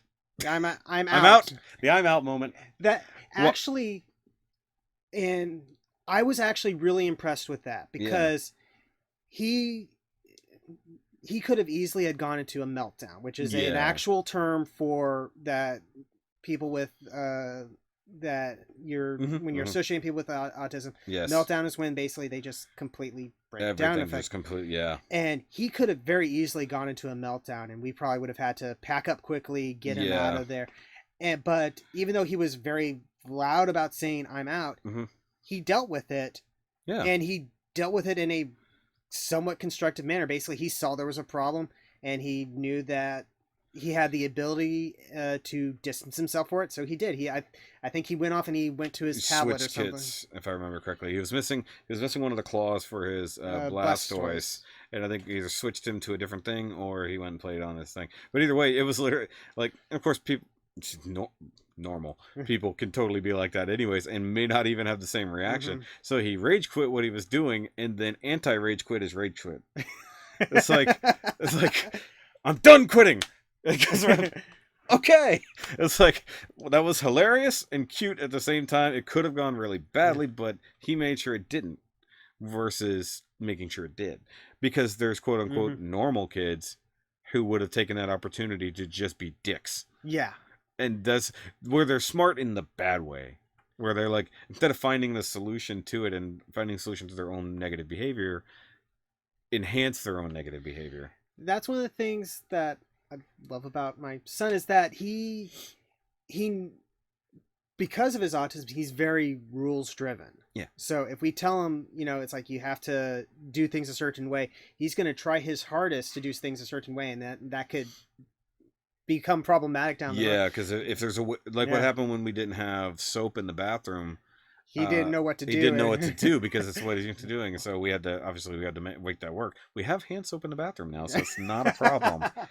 But like we were talking about earlier, we had set a timer for him, so that way he would stop playing his game and get ready for his bath. And you were saying, it's like, okay, so what happens when the timer goes? I was like, oh, he'll stop what he's doing and do his thing. But that's what we were like. When I remember when he knocked on the door, and we weren't sure if someone knocked on the door. It's like, we forgot about the timer. I bet the timer went off. So that's literally what it was. The timer had come off, and he came to tell us the timer went off. which is good because he kept us in track because Yeah. we forgot the thing that he was supposed to be doing. What's funny is I later went into the room to help him with stuff, and I'm hearing this beeping sound. And it's like, the timer is still going off. You didn't turn it off, probably because we didn't tell him that it was okay to turn off the timer. Both good and can be bad, but mostly good. So, but yeah, no, it's just because one doesn't always have the opportunity to talk with a parent of an autistic child in a positive light. Because everybody wants to say, so what do you have to deal with on a daily basis, Tom? How is it possible? No, it's like there's great aspects to it, you know, and a lot of times they, especially like my wife has her half brother has Downs.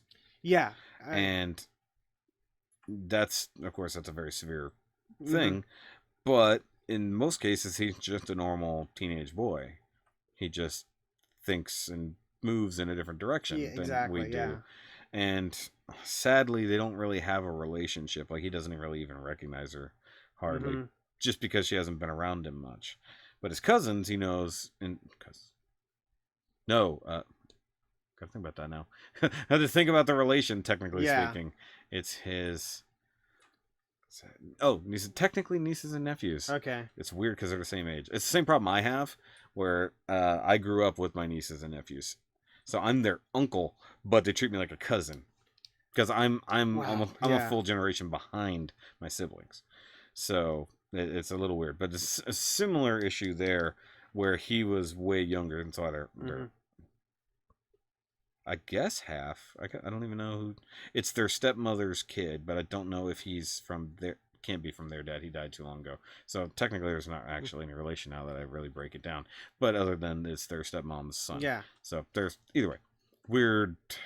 Everybody's family's different now, but they have a whole unique set of problems and a whole unique set of positives. So you can look at it as a problem. You can treat it like a problem. Or you can find the best out of the situation and make the best of the situation. And that's not something everybody's willing to do. I was talking to, interesting enough, because you were talking about your art stuff, I was talking to my old high school yearbook journalism teacher. I'm a graphic artist, and she effectively opened that door for me. Yeah. And anyway, I was telling, she's always interested to hear about how I'm doing and stuff like that. I had sent her a picture where I was saying, it's like, 16 years later, I'm still laying out ads, because that was what I was doing that day at work. And I was talking about Xavier, and I mentioned how, like, there's his challenges, but through them, through every problem, quote unquote, that arises, we learn more about how he works, how he thinks, which means we get more information to figure out how to help him cope and work with the world. So every problem is basically just a step towards a solution, as like fortune cookie as that sounds. Exactly. But the world we live in now is so much more attuned to dealing with it. We recognize the problems far more than we used to. It's and amazing. The world works with it instead of keeping it isolated now. My wife is special ed certified for teaching. She doesn't really utilize it, but that actually helped us start to piece together that when my son was little, that something was not neurotypical, basically. Yeah, I was wondering how it came up originally. And I guess I can explain that. You can.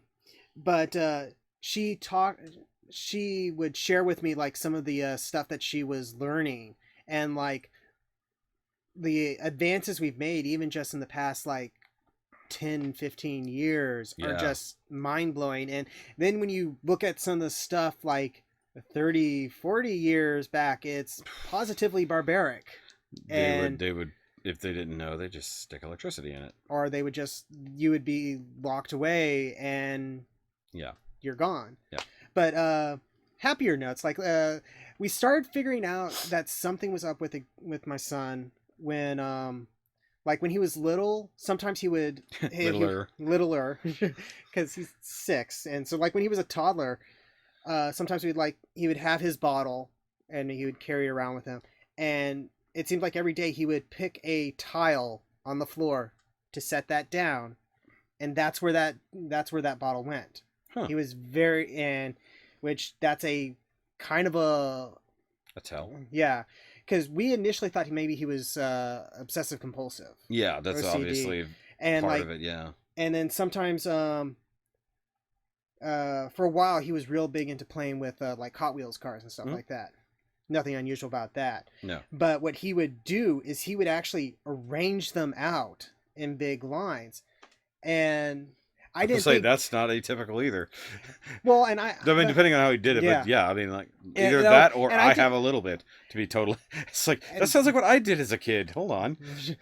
And I didn't think I should have been checked. I didn't think too much of it because I'd asked him about it. And it's like they're racing. Yeah. Especially since like around that time, I think we picked up Mario Kart 8 for like the Wii U. So he was watching us play racing games. So of course he's thinking about setting things. Yeah, because I'm not even thinking about that. Literally only a couple of years ago. Yeah. Yeah, it's because he's only 6, and yeah, it's weird because as sappy as it sounds, I can't picture my life without him. So it's kind of weird to realize like life started when you had children. It's kind of weird to realize like he relatively speaking, he hasn't been around that long, but it's weird to think about, pre-boy. Pre-boy. Post-boy? No, we don't want post-boy. No, that's bad. That's something else. Boy concurrent. That's weird. Never mind. And Year of our boy. By the way, oh jeez, sorry, I was trying to remember the thought I had earlier that I laughed at, and I already forgot what it was. That's how bad it was. It was so dumb. But either way, sorry, I didn't mean to really cut you off, but it's all right. I noticed the time. Okay, I'm fine, but we should get moving on a little bit. Okay.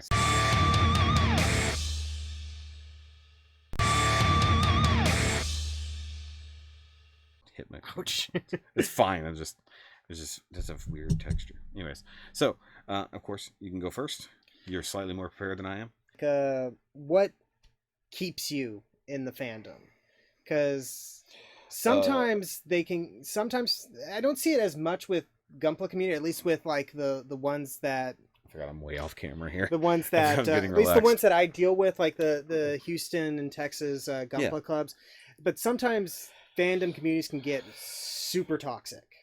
Sometimes. Yeah, well, they always are. And with the exception of very few groups like Plastic Cannibals that I've introduced you to. Plastic Cannibals. The toxicity is kept to a minimum because most people know the other people, and honestly, we will weed out the toxic people if they happen. But so what keeps you in the fandom? Any fandom? Because obviously I'm into a lot of things. Yeah. Or is there anything specific? Because I'm just asking because it can go in a lot of different directions. Because some things are lighter than others, some things have been around longer than others, and some things I do more of a job. What keeps you, considering what I know a little bit about some of your opinions with Transformers, what keeps you still interested with Transformers? Because Gunpla is practically your job. So yeah, Gunpla is practically my job. So that's what the Benjamins is what keeps you in. Okay. Yeah, the Benjamins I spend. Well, the obvious factor that it's been one of the longest running things that I've kept up with at all since I grew up in the 80s with it. Though realistically, there's no way I watched it when it was brand new, so I watched it on syndication. Because I was born in 83, it started in 84. I wasn't watching Transformers at 1 year old. Same. I was catching it on VHS tapes. Yeah, I was catching it on TV/VHS tapes. I never got to actually see it on TV, with the exception of G2 when they were re-airing. Yeah, I mean, this was basically it wasn't quite G2, but it was syndication. Yeah, and they weren't getting rid of it anytime soon. Because I remember when the movie was new. Mind you, I didn't see it because I was 3, but I knew of it. Of course, I didn't see it until the next go round a few years later when the movie somehow was in syndication. It's got to just, for the most part, it's got to be as they constantly retread G1 characters, because that's what it is. But it's just always retelling the same story with the same characters. Some are good, some are bad. Michael Bay has nearly ruined it for everyone. Thank God he's abandoning it finally. Bumblebee has yet to be seen, so we don't know exactly where the future lies there. And I'm not going. We already discussed that. Realistically, I was about to say, it's like, check the iCard for. By all means, go check out the iCard for that. Nobody watched that video, honestly. I don't know. Like, the toys are obviously interesting because you know that I'm trying to find a Siege line that's not necessarily on the shelves yet, because I want to get into some of those. I like the designs. I like the idea that they're sort of going over the G1-esque story. One thing I don't like about that in particular is that they're going for War for Cybertron, so they're actually retreading a story they've already told via the video games, which of course, you know, obviously I've got the Planet X figures, which means I love those designs. But what keeps me in it, I guess, is they keep retelling it, or we keep getting new toys, even if they are retreads of G1 Optimus. I don't know. It's like, other than the fact that it's iconic and it's been a part of my life forever, and the fact that there are good versions that have come out, such as Prime, which was one of the best modern retellings.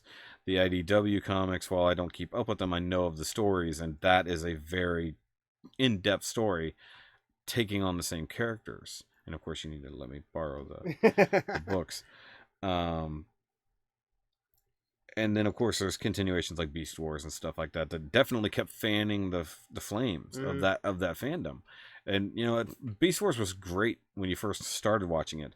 And then by the end of season 3, when you realize, or not quite season 3, when you realize that they're on Earth. Yeah. And they literally interact with the original G1 Transformers. Most people actually don't like that to some degree. But once they actually go there and they give you a real reason to really like what you're watching, and it just keeps you engaged in the fandom. But the fact that it's basically the same story over and over and over again should get old. Mind you, they've added more interaction with humans, things like that along the way. But the fact that they're iconic, they've been around so long, has to be the main reason. And it's they just keep on finding ways to make it fresh, basically. If they actually find a fresh way. Not everything is the same. Like, other some RID seasons I won't watch because, of course, there's been different RIDs. Toys are coming and going in quality. They're apparently going up in quality with the new lines, but also costing a lot more. Yeah. Which is one thing that a lot of us are going to have to make peace with if we really want some of these things. Because now you're talking about $20 deluxes. You're talking nearly third-party money for a mainline thing. I was one of those people that didn't. I remember when the prices for deluxes started going up, people were just up in arms. Yeah. And I was one of the people that was pointing out, it's like, guys, you realize that it had been $10 for deluxes for the past, like, 10 years. I'm not even talking about accounting for inflation. They just left it at that price, yeah. And, you know, the price of oil's gone up and all that stuff, and that trickles down to every aspect of making that toy, and you guys are still upset about it? Yes. Admittedly, the $20 price point, that's harder for me to swallow a little bit. I think the main problem I have is it looks like they've shrunk them down a little bit. The deluxes seem like an okay size. The Voyagers seem like they've shrunk. But maybe it's because they've done characters that are traditionally leader class in Voyager class because they are bigger vehicles. Which is one thing that has always bothered me that they should do is they need to scale them to the vehicle they are. So the figure should go accordingly. Optimus Prime is a truck. He should be significantly bigger than the cars that follow him. Cars are deluxes. Make him a Voyager, because you make him a leader class and he's way too big in comparison. I look at Titan's Return for that. Studio series. Power of the Primes. No, Titan's Return. What was the last leader class Prime? The one with the trailer, and he actually one with the Orion Pax. Yeah, that was Power of the Primes. That's what I thought. It was Power of the Primes. That trilogy literally ran together, and I watched it all at one time, so that also made it weird. I have yet to actually watch all of that. I've watched the Combiner Wars, and it's so hard to watch. It's so bad. The voice acting's way better than the animation. And the story is only a hair thin and has nothing to do with the toy lines. Yeah. Except for the Titans part. But they actually had those. Studio Series sort of has that, except it's all their scaling is based around... it's around the movie figures, really. It's the movie figures, and it's based around the heights for the robot mode. Yeah. And so they try to get them... The vehicles themselves don't matter as much as the robot mode. Because most people aren't going to keep them in their alt mode anyways. I need to check my battery at some point. Because I have no idea how much battery I left on my phone. But no, that part totally makes sense because Grimlock is massive, so he's a leader class. Blackout is also massive, so he's a leader class. Also, his transformation, he needed to be a leader class. It's I think complicated. Jetfire is going to be a leader Jetfire class. and the Prime, accordingly. Well, the new Prime, I think, is a Voyager. Well, I'm saying that together they should be the same scale, but yeah, he should be pretty big. I mean, I'm over those for the most part. I don't care. I'm ready to move on. I want it done with. I maybe will get Jetfire just because SR-71 is my favorite. Yeah, and they showed off Devastator and his components. I saw that. I may get that because I have a weak spot for combiners. Yeah, but it's movie Devastator. With the exception of the really dumb joke, Devastator. I didn't hate him that much. Was that knocking? No, that. Oh, sounded like knocking. I know what that sound is, but we don't need to worry about it. Okay. Yet. Whatever. Basically, it's one of the other doors in the house. It's one of those things. It's an ongoing thing. There's series that have just disappeared over time, but we still love them. We go back and we revisit them. Transformers has been almost unending for 30 years. If you look at other parts of the world, it's never stopped. Yeah. We have a cat now. Hi, cat. He wanted to see us. He did. He's been sitting down there for the last 3 minutes. That's funny. See, that's what it was. It was the cat. Hi. You done eating my shoes? He's such a fun cat. I like cats. I just don't have one. You can go now. But Daddy, I wasn't done. But yeah, basically, it's an unending thing. And some places, like you said, it's never come to an end. It just, we give up on it sometimes. There have been variations that aren't the best. But they do find a way to keep it fresh, and I guess that's just what keeps the fandom going. But like the toy line, I think keeps it going more than anything. And now the third party is so massive, and keeping things that even Hasbro doesn't do. Like, actually, I watched Bobby Skullface earlier. He was talking about the Minosaur, the new Minosaur debates, because there's at least 5 different third-party Minosaurs happening right now, and different sizes, which really matters. Some of them are like the normal masterpiece scale. Some of them are bigger than others. Some of them are more G1, like cartoon accurate. Some of them are more whatever. And because everybody has their preferences, now there's so many options you can literally choose from. And unlike back in the day where you literally had only the Hasbro line to really mess with, I'm just waving in this generation or the direction. There are Hasbro generally. toys up there, so we're Lots good. of them, yes. You only had so many options with what Hasbro would give you. Now we have so many more options to get things, and third party be what it is, but it does keep a freshness.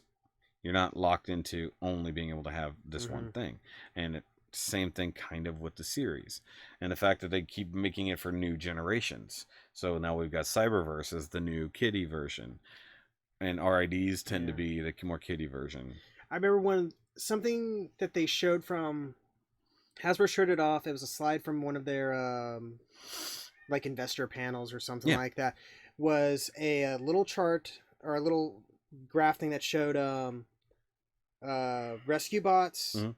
I think it was RID at the time, and generations. And basically, it was like the idea is like get them interested, hold their attention, keep them going, or something like that. Exactly. And I was like, that is amazing, and that is why the fandom needs to just chill about these child-related lines. The cat just walked back in. I don't know if you could even see him in the camera. There's no way.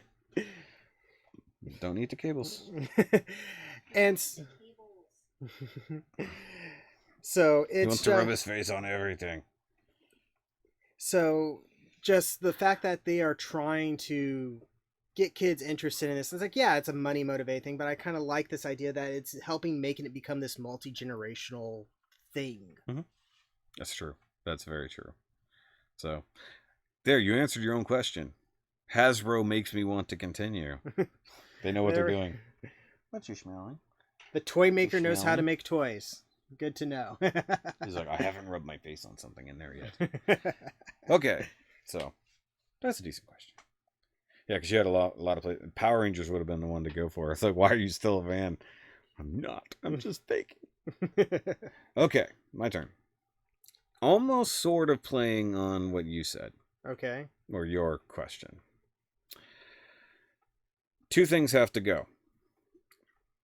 You've got Tokusatsu. You've got Transformers. Your comic books. Or Gunpla. Oof. Two things. Like basically if I have to get rid of parts of my collection or something like that. Period. Out of your life. Out of my life. Oh. No more. And I use Tokusatsu as a very broad stroke there. Because that you have multiple versions of it. Well, because you could say it's like Power Rangers has to go. It's like, okay, fine. I'm keeping Exactly. Super Sentai. That's when I looked over there. I beat your game. When I looked over there and I saw your fives, like, yep, I'm going for full God. Toku. Well, you know what? So Tokusatsu, comic books, Transformers, Gundam / Gunpla, or Transformers. Two has to go. Two have to go. Two have to stay. I'd say. I'll throw anime in there as a separate as well. So give you 5 options. Probably would be comic books, because I have these huge shelves, and I will admit that I have not read all of these. Now you know what happens if you get rid of comics. More shelf space? You make comics as well. Oh, are you saying that would be connected? Comics in general. Oh. Just like Toku in general. Ooh, so if you get rid of comics, you means you have to get rid of your comic series that you work on.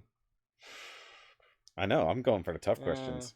Hey, I'm taking it easy on you. I made Matt figure out a detolf worth of stuff he could save in his house. It's like, you know how hard that is with over 3,000 Transformers? Honestly, I wouldn't like it, but I could. Transformers, maybe I could see going. It is a major part of my life, but You're RODIMUS13. I'm RODIMUS13. It means you have to change your name. I'd have to rebrand the. You have to channel. rebrand your whole channel, but you'll have shelf space. Yeah, but lots of it. I found myself drifting away from Transformers a little bit in favor of Gunpla stuff, and part of that is because there's that like adage about like don't buy things, buy experiences. Yeah. Well, when you buy a Gunpla kit, you get both of those. You get a thing and an experience because you get to build it. But with Transformers, you have the experience of transforming it, playing with it, and you have the thing. It's not like you did it once and it's gone. Unlike a Gunpla kit, you built it once and you're done. You have the experience of doing it, but you don't have the experience of working with it, so to speak. Also, in some ways, Gunpla feels like it's cheaper than Transformers. It is. That's why I keep doing it. That's why I said it's like if I get rid of Gunpla, I go into Transform because I can't afford to really do both. Like I was telling you earlier, there's something I need to buy, and I bought Gunpla instead. Or technically Minipla. I suppose honestly, I love Toku stuff. I have not been doing as much with it the past couple years as I used to, partly because I just haven't had the time to actually watch the series. I never finished Zyuohger. Wow. I never finished we had started watching it and weren't super thrilled with it, so we ended up stopping because Q Ranger had started. Yeah. And we started watching good. And we've never finished that. I never finished Build. Oh yeah. We barely finished Ghost. It seems like it does seem like they go on a little bit too long, and they're all basically doing the same thing. It's Tokusatsu. It's what they do. But I had the same problem. I mean, I started Q Ranger. It's really fun. It's a fun. It's a fun series. It did something that some of the other ones don't do, where they take themselves too seriously. Mm-hmm. They went fun, and like, you think Power Rangers is being colorful? No, this one, holy crap, dude! What, 12? At least 12 Rangers. I think 13 by the end, counting the upgrade version. Oh yeah, because Red gets he gets power his up. Orion. I think it's Orion upgrade. Either way, I like the concept of Q Rangers, and the toys are amazing for what they are. But no, you're kind of right, because I don't. Even though I still buy Power Rangers on my side to some degree, I'm really drifting. I keep up with it, and I look for the things I want to get, but like, it's not getting my money. Because like, I haven't. I'm trying to think what the last Power Ranger related thing I got was, and the Morpher, maybe the Legacy Morpher, maybe, because I got. Because you have all, because what you guys can't see is behind us over here is like an enormous shelf of. Oh, the last thing, it was I picked up Dino Charge. Oh, okay. Because I liked the designs for that, and I picked up a couple of the American versions because I thought it was cool that they made their own things, and they feel like something that works with the series. And so I have my own little combination. The newer versions of the dinosaurs and stuff that were extra. Yeah, so like the Omelis or whatever it's called, and I forget what it's called, but it's basically like this prehistoric alligator. Yeah. And so I have my own little combination there. That long. Well, I mean, how long ago did you get it though? I got them when that was a new when it was still new. Okay. Yeah, because there's some places that still have a couple on the shelf, honestly. And I think either before that or around the same time, I got Titanus and the Dragon Zord. Legacy stuff that's sitting right over here. Because those were basically fulfilling childhood vacancies. Like the Dragon Zord in particular. I remember I had and this is weird talking about this when I'm saying this would be what I give up, but I remember having a poster for Power Rangers, and I had found an ad, I think it was probably from Toys R Us catalog or something, that showed the Dragon Dagger and the Dragon Zord. Keep talking.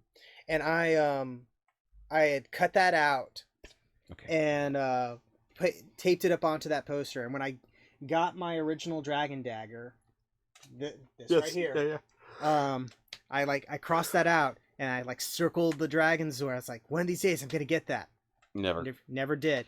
And so I was telling John, I was like, when they were announcing, it's like, if I see that, I need to get it. And then like money got super tight. I was like, crud. And the Dragon Zord, when it came out, was like, everybody snagged it like instantly. Yeah. That's why I didn't get it until I had the black and gold version. And but like when I was able to get it, money had suddenly loosened up, and I can't remember what exactly it was, but suddenly I found myself in a position where I was able to not only get the Dragon Zord, but I could get the Legacy Dragon Dagger. Yeah, and so I got those two around the same time, and then Titanus, I think I lucked into it on sale or something like that. Probably, yeah. Well, hey, if you're ever interested in the black and gold version, I know where you can get one for a decent price. So yeah, if I had to give stuff up, probably Toku, just because I've been drifting away from it, and maybe Transformers for the same reason, because I'm. But anyway. I mean, like, and give up the memories. You're saying I'm having to scrub it from my mind now? No, you're moving the goalpost, dude. No. I move the goalpost accordingly. It's my podcast. I'll do what I want. No, just the. We're in my space, though. Yeah, I'm talking about clearing out some of yours. Okay, just around this room alone, if you got rid of Transformers, you would have 90% of your space back. Yeah. Means you got to put Gunpla up. And I've mentioned this on my show. It's like I come from a Transformers fandom background, so that kind of that does color how I look at things, especially like looking at transforming mobile suits and stuff like that, or their lack thereof. See, the other thing is, I didn't eliminate all mech, all mecha, so there's still plenty of options out there. So just Transformers specifically. Yeah. No, it's tough, because one, that also makes you reevaluate what you have and what you're doing, and what are you holding on to just because. Not to mention what else in storage. Oh so to yeah, speak. because there's there's giant green tubs stacked practically to the ceiling, filled with Transformers and other stuff. By the way, because you guys do collect the Pokemon Mega Blocks. Yes. Did you see the new set? Which new set? The Onyx set. I don't think I've seen the Onyx set. They have it at GameStop. Huh. It's massive. Is it built like the Gyarados, I take it? Yes. Okay. More better because it's a bigger. It's actually huge, but it comes with several other smaller Pokemon as well. I noticed they've been doing that with they'll have a big Pokemon and then it'll come with one or two smaller ones. It is about 4 or 5 small ones from what I could see, but the box is huge. That must be like their. I saw how big the Gyarados. You saw how big the Gyarados box is, like that. Yeah. This was like this. It was a huge flat box. I did not see the price. I just saw it from a distance, and I went, I need to tell Thomas about that because he will have to have it if Xavier finds out about it. Yeah, my boy loves the Mega Blocks, and so they're so good though. They fall apart a little bit too easily for my taste, and the joints aren't great. He's rough on them, so like he's got several of them, and they're in pieces on his play table, and I'm frankly amazed that he doesn't get really bent out of shape about that. Yeah, but I tend not to point it out to him, even though I probably should. It's like, dude, you're not treating these things very well. But well, I think the thing that matters more is getting it built. Keeping it built is not necessarily the goal. Playing with it is the goal. Yeah, and he plays with the. Though now he's been shifting a little bit more towards Minecraft stuff now. Makes sense. Minecraft Legos, Minecraft figures. He wants a Minecraft birthday. I know somebody who can hook you up with a cake. Because a cake above cakes. I'm friends with her. She does amazing work, and she's local. I also know somebody who can. That's true, but I mean, she can like do like all the fondant work and all the good shit. Either way, she lives on the other side of town. Gotcha. But she made me a custom one for my birthday a few years ago. Such cool. a good cake. I ate it for weeks. I was like kept it in the fridge. I ate it for weeks. It was so good. Okay, so that was a decent topic. Yeah. So just for the record, bye. Bye, guys. No. I know where you can come live. I don't need a wife. She would leave me so hard. She would leave. The second I walked in with Metroplex, she would lose her shit. Like, where the hell are you gonna put that? It's bigger than anything I even own. On the plus side, yeah, more shelf space. Convert the bedroom. The whole bedroom, the main bedroom would become the nerd cave, and the nerd cave would be my tiny bedroom where I sleep on a couch. You just sleep in the living room. No, the couch is terrible. No, it would be every room would technically be the nerd cave. Nobody would ever come over, so it wouldn't matter. But I wouldn't be able to afford the apartment, so that defeats the point anyways. Take it all to my mom's house. They had the same exact problem.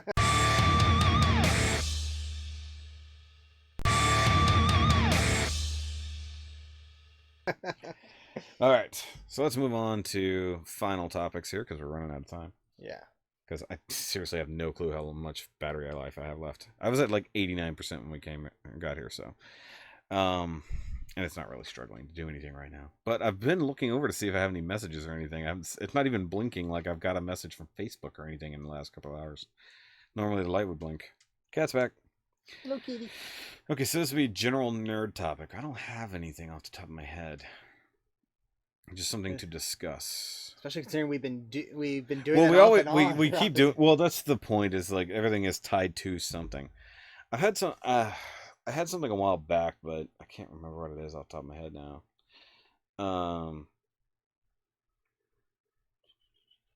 Well, it's kind of it goes for both of us, I guess, because we are both YouTuberists. Yeah. And I think something you were alluding to in your earlier question was things you wanted to be, and now it's where do you want it to go? And somebody sort of alluded to this to me, like wanted to know where do you want your channel to be in the next 5 years? And that was such a dumb question, I didn't feel like answering it. Plus I've sort of gone over that, but it kind of comes down to, and it's something somebody said earlier in a comment on one of my videos, like, because I was talking about the reason why I do this, Mm-hmm. like the reason I got started in the first place, and I've covered it several times. Yeah, you said it's like you had opinions and you wanted to share them. Exactly. But like, we're both now in the same boat, so to speak. But it's like every now and then I look at it and like, why do I bother?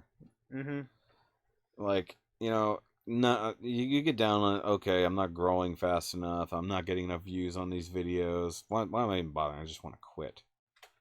So I guess it comes down to like, in the case of you're doing your own thing with the webcomic, and you see the results thereof. So on your side, being starting out, because obviously I've got a couple of years on you now. It's just like, what are the things that bother you about the YouTube or online creator experience? I think Because this is just going to be us bitching about the job. I think the main thing is I feel like I came in too late. Like if the name Shelf Space actually comes from an idea where I was thinking, it's like, I've started watching a lot of people reviewing stuff on YouTube. I was like, I could probably do that. That sounds like fun. That looks like fun. And so I came up the idea I came up with the name, and I started thinking about how I would do things, but I never really executed them until you kind of helped give me some confidence to try it out.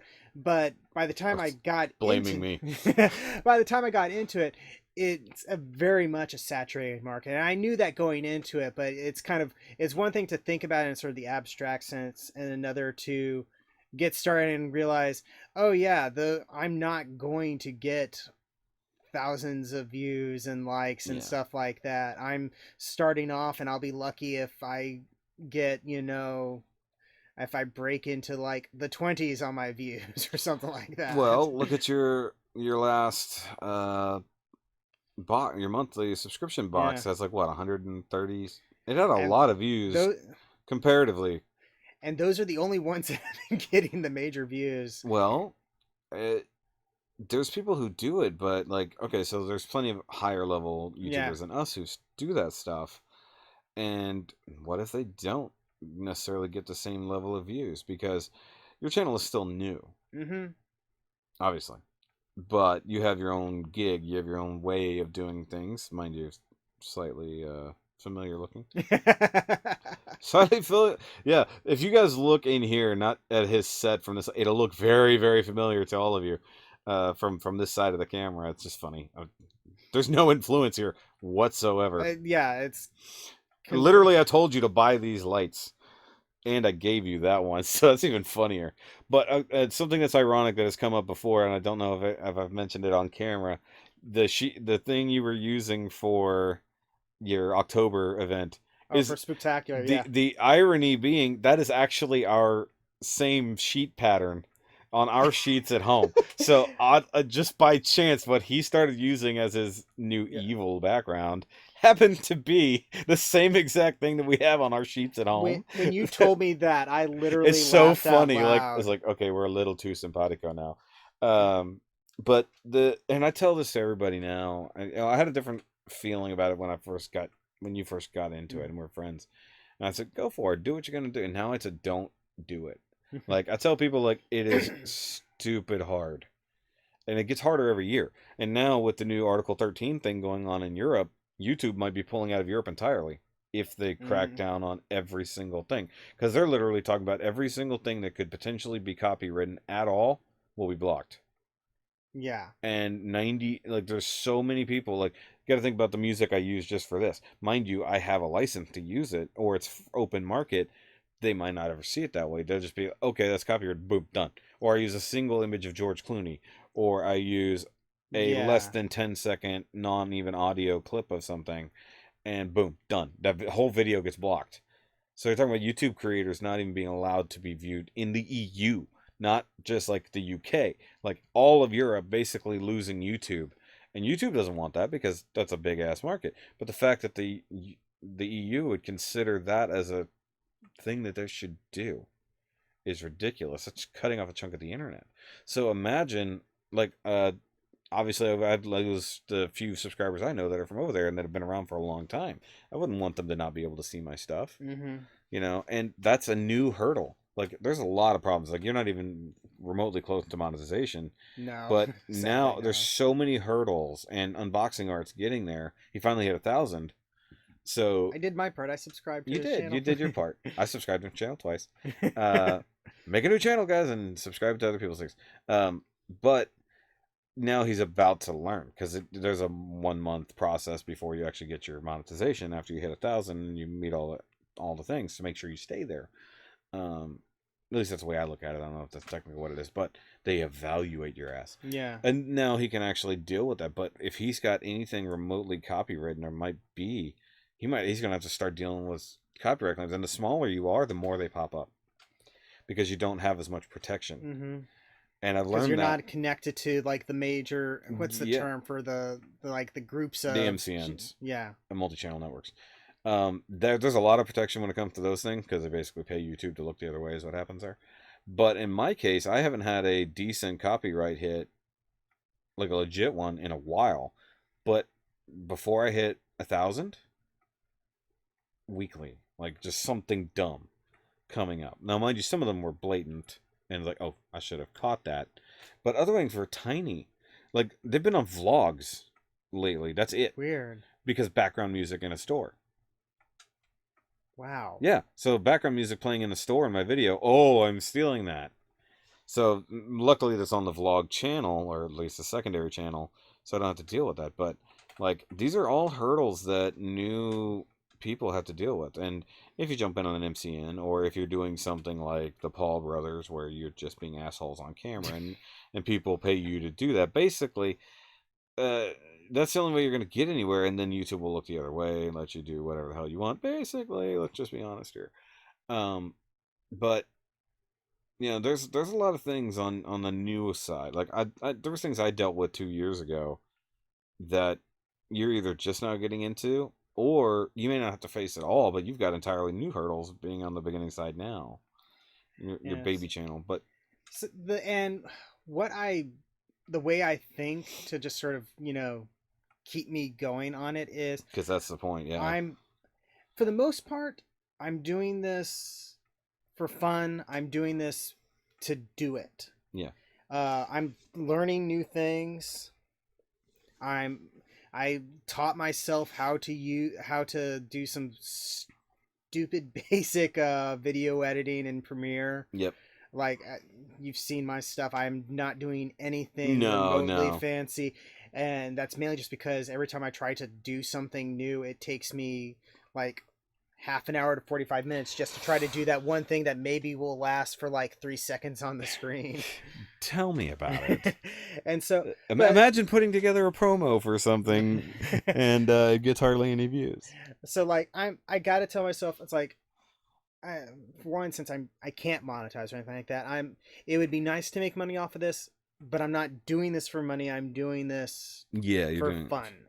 Hey, I started doing it for fun, and then discovered I could make money at it. Yeah, so very little, mind you, but enough to actually to remotely justify it. I'm nowhere near, by no means am I anywhere near the level where I can justify this, and I have to keep bringing that up to the wife. Yeah. Like, I'll get there. But yeah, for with the comic, that's the other thing is, like, what is the concept of we'll get there? Yeah, we've been doing it for a few months now, and we're by this coming week we're estimating that we'll probably hit 100 subscribers, and that's amazing to us. And but it's also the fact that we're not only too new to it, but the comic itself is new, so getting a new base to it is not easy. Mm-hmm. And we're learning things. I'm drawing more than I've done in forever. Yeah. And my wife has basically taken on the role of, like, social media director. Yeah. So she made our Facebook page, and I'm just moving this. She made our Facebook page, and I made the Twitter page, but that was because she was making the Facebook page at the same time, so we were splitting things up. Yeah. But she's also going into like the forums for tapas and webtoons and finding people who want to do cross promotions and stuff like that. That if you look at today's comic, which I haven't yet. Which you should. I haven't been home right yet. Now. Here, get the kid. I haven't been home yet. I can't. I don't know why. But we at the end of it we have a little thing that says like, hey, want something else to read? Check out these comics. And and in turn those people are going to do a similar thing on theirs. Yeah. So it's kind of like doing collaborations with people on YouTube. Yeah, so it's cross promotion. Like I always tell people to go check out your stuff. Obviously, we've done a lot of work together. If Eric had his own channel or something like that, I'd be all over that. I talk about all my YouTube buddies basically. I still remember the like one time I was watching one of your videos where you were. I can't remember what the subject was. I can't remember if it was like somebody else's thing or no. I think it was one of the online videos or one of the online videos, one of the streams. Okay.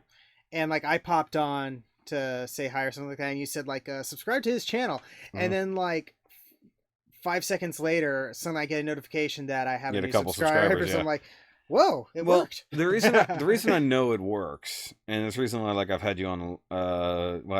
You've technically been on a live stream or two.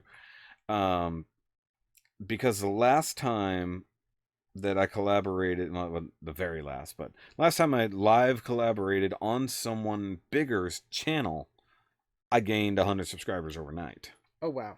So that was when Dan and I we did a hangout on second Soundwave's channel. Oh, during the Shizuoka show. So as the things were being announced and posted online, we were live streaming the stuff that was being posted. So we were talking about it, and so Dan and I both gained, between the two of us over a couple of days, gained a couple hundred subscribers. And mind you, I was like brand new. I only had like 200 subscribers. So getting to 400 overnight, or close to it, roundabout, was a huge difference. But it's because we did it on Second's channel. It wasn't just that. Like me coming onto your channel isn't going to do you much good. You coming on my channel is going to help you out more. So, and I have no problem bringing people on. I have no problem sitting and talking, especially if they have less subscribers. Because obviously we'd have a similar subscriber base. But, and so many people we talk about, we all have the same subscribers back and forth. We probably all have like the same 250 subscribers out of the base. It's just like some people would be like, oh, it's just one more Gundam review or whatever. It's like, yeah, but is that bad? I mean, most of us have like 4 or 5 of the same type of video we watch. Like reviewers, I've got Emgo, I've got Optobotomus, I've got Piog, I've got Bolt Matrix, I said Emgo. I have Emgo twice. But then I have like other guys like you, stuff like that, and then smaller guys who do stuff. I wish TJ Omega would come back. I know he's dealing with a whole lot of stuff, but I miss him. I miss his reviews. I miss it. And we're not getting Toy Sember this year. So that's depressing. Well, he hasn't said anything, but odds are it's not happening. I think his channel's been quiet for completely inactive except for the last update video. He's done nothing. He hasn't even done live streams or game. He's still active on the WTF podcast though. Yeah, that's the main thing he does. But I think he's doing a lot more Twitch stuff with his gaming side. Just not. Oh, maybe it's not all putting on Twitch. but he's not doing anything on the YouTube side. Okay. Because he doesn't have time to actually sit down and do reviews. But he was one of my favorite reviewers. Yeah, I love watching him, and it hasn't been since. He hasn't honestly put out a real video since MetroCon. Yeah, because he posted up all his. Because of course he got Scott. He had to interview Scott McNeil. Yeah, I live for those interviews because they're so fun. I was so sad. I think it was like last year where Scott McNeil had missed the. It was the year before. Yeah, so there was no Scott McNeil interview, and I was kind of sad because he was filming Woody Woodpecker and couldn't get away, which is so bad. But yeah, no, it's for guys who have been around 5 years or more. Their game is kind of set. Anybody who's 2 years and under, for the most part, is gonna struggle unless you have something super unique. And I don't know, and by no means am I talking any crap about it, but I still follow the Crow-sama for the most part, and he's still way above me. He's been doing it a lot longer. Mind you, I helped revitalize his channel because it got him more into wanting to get back to it and put more effort into it just by us doing a lot of collaborations. Yeah. And the moving to Japan really helped his growth. But like, I don't know if it's just the types of videos he's done lately, but it seems like some of his numbers have been slipping as well. And with somebody who has that many more subscribers than I do, also seeing their numbers falling off, it's like, okay, so what do you really do to get the views? What do you do to get the subscribers and keep them? You know, because we all kind of follow a similar formula for what we do. You can only really review stuff so many ways without being too unique, so to speak, where nobody really wants to watch you.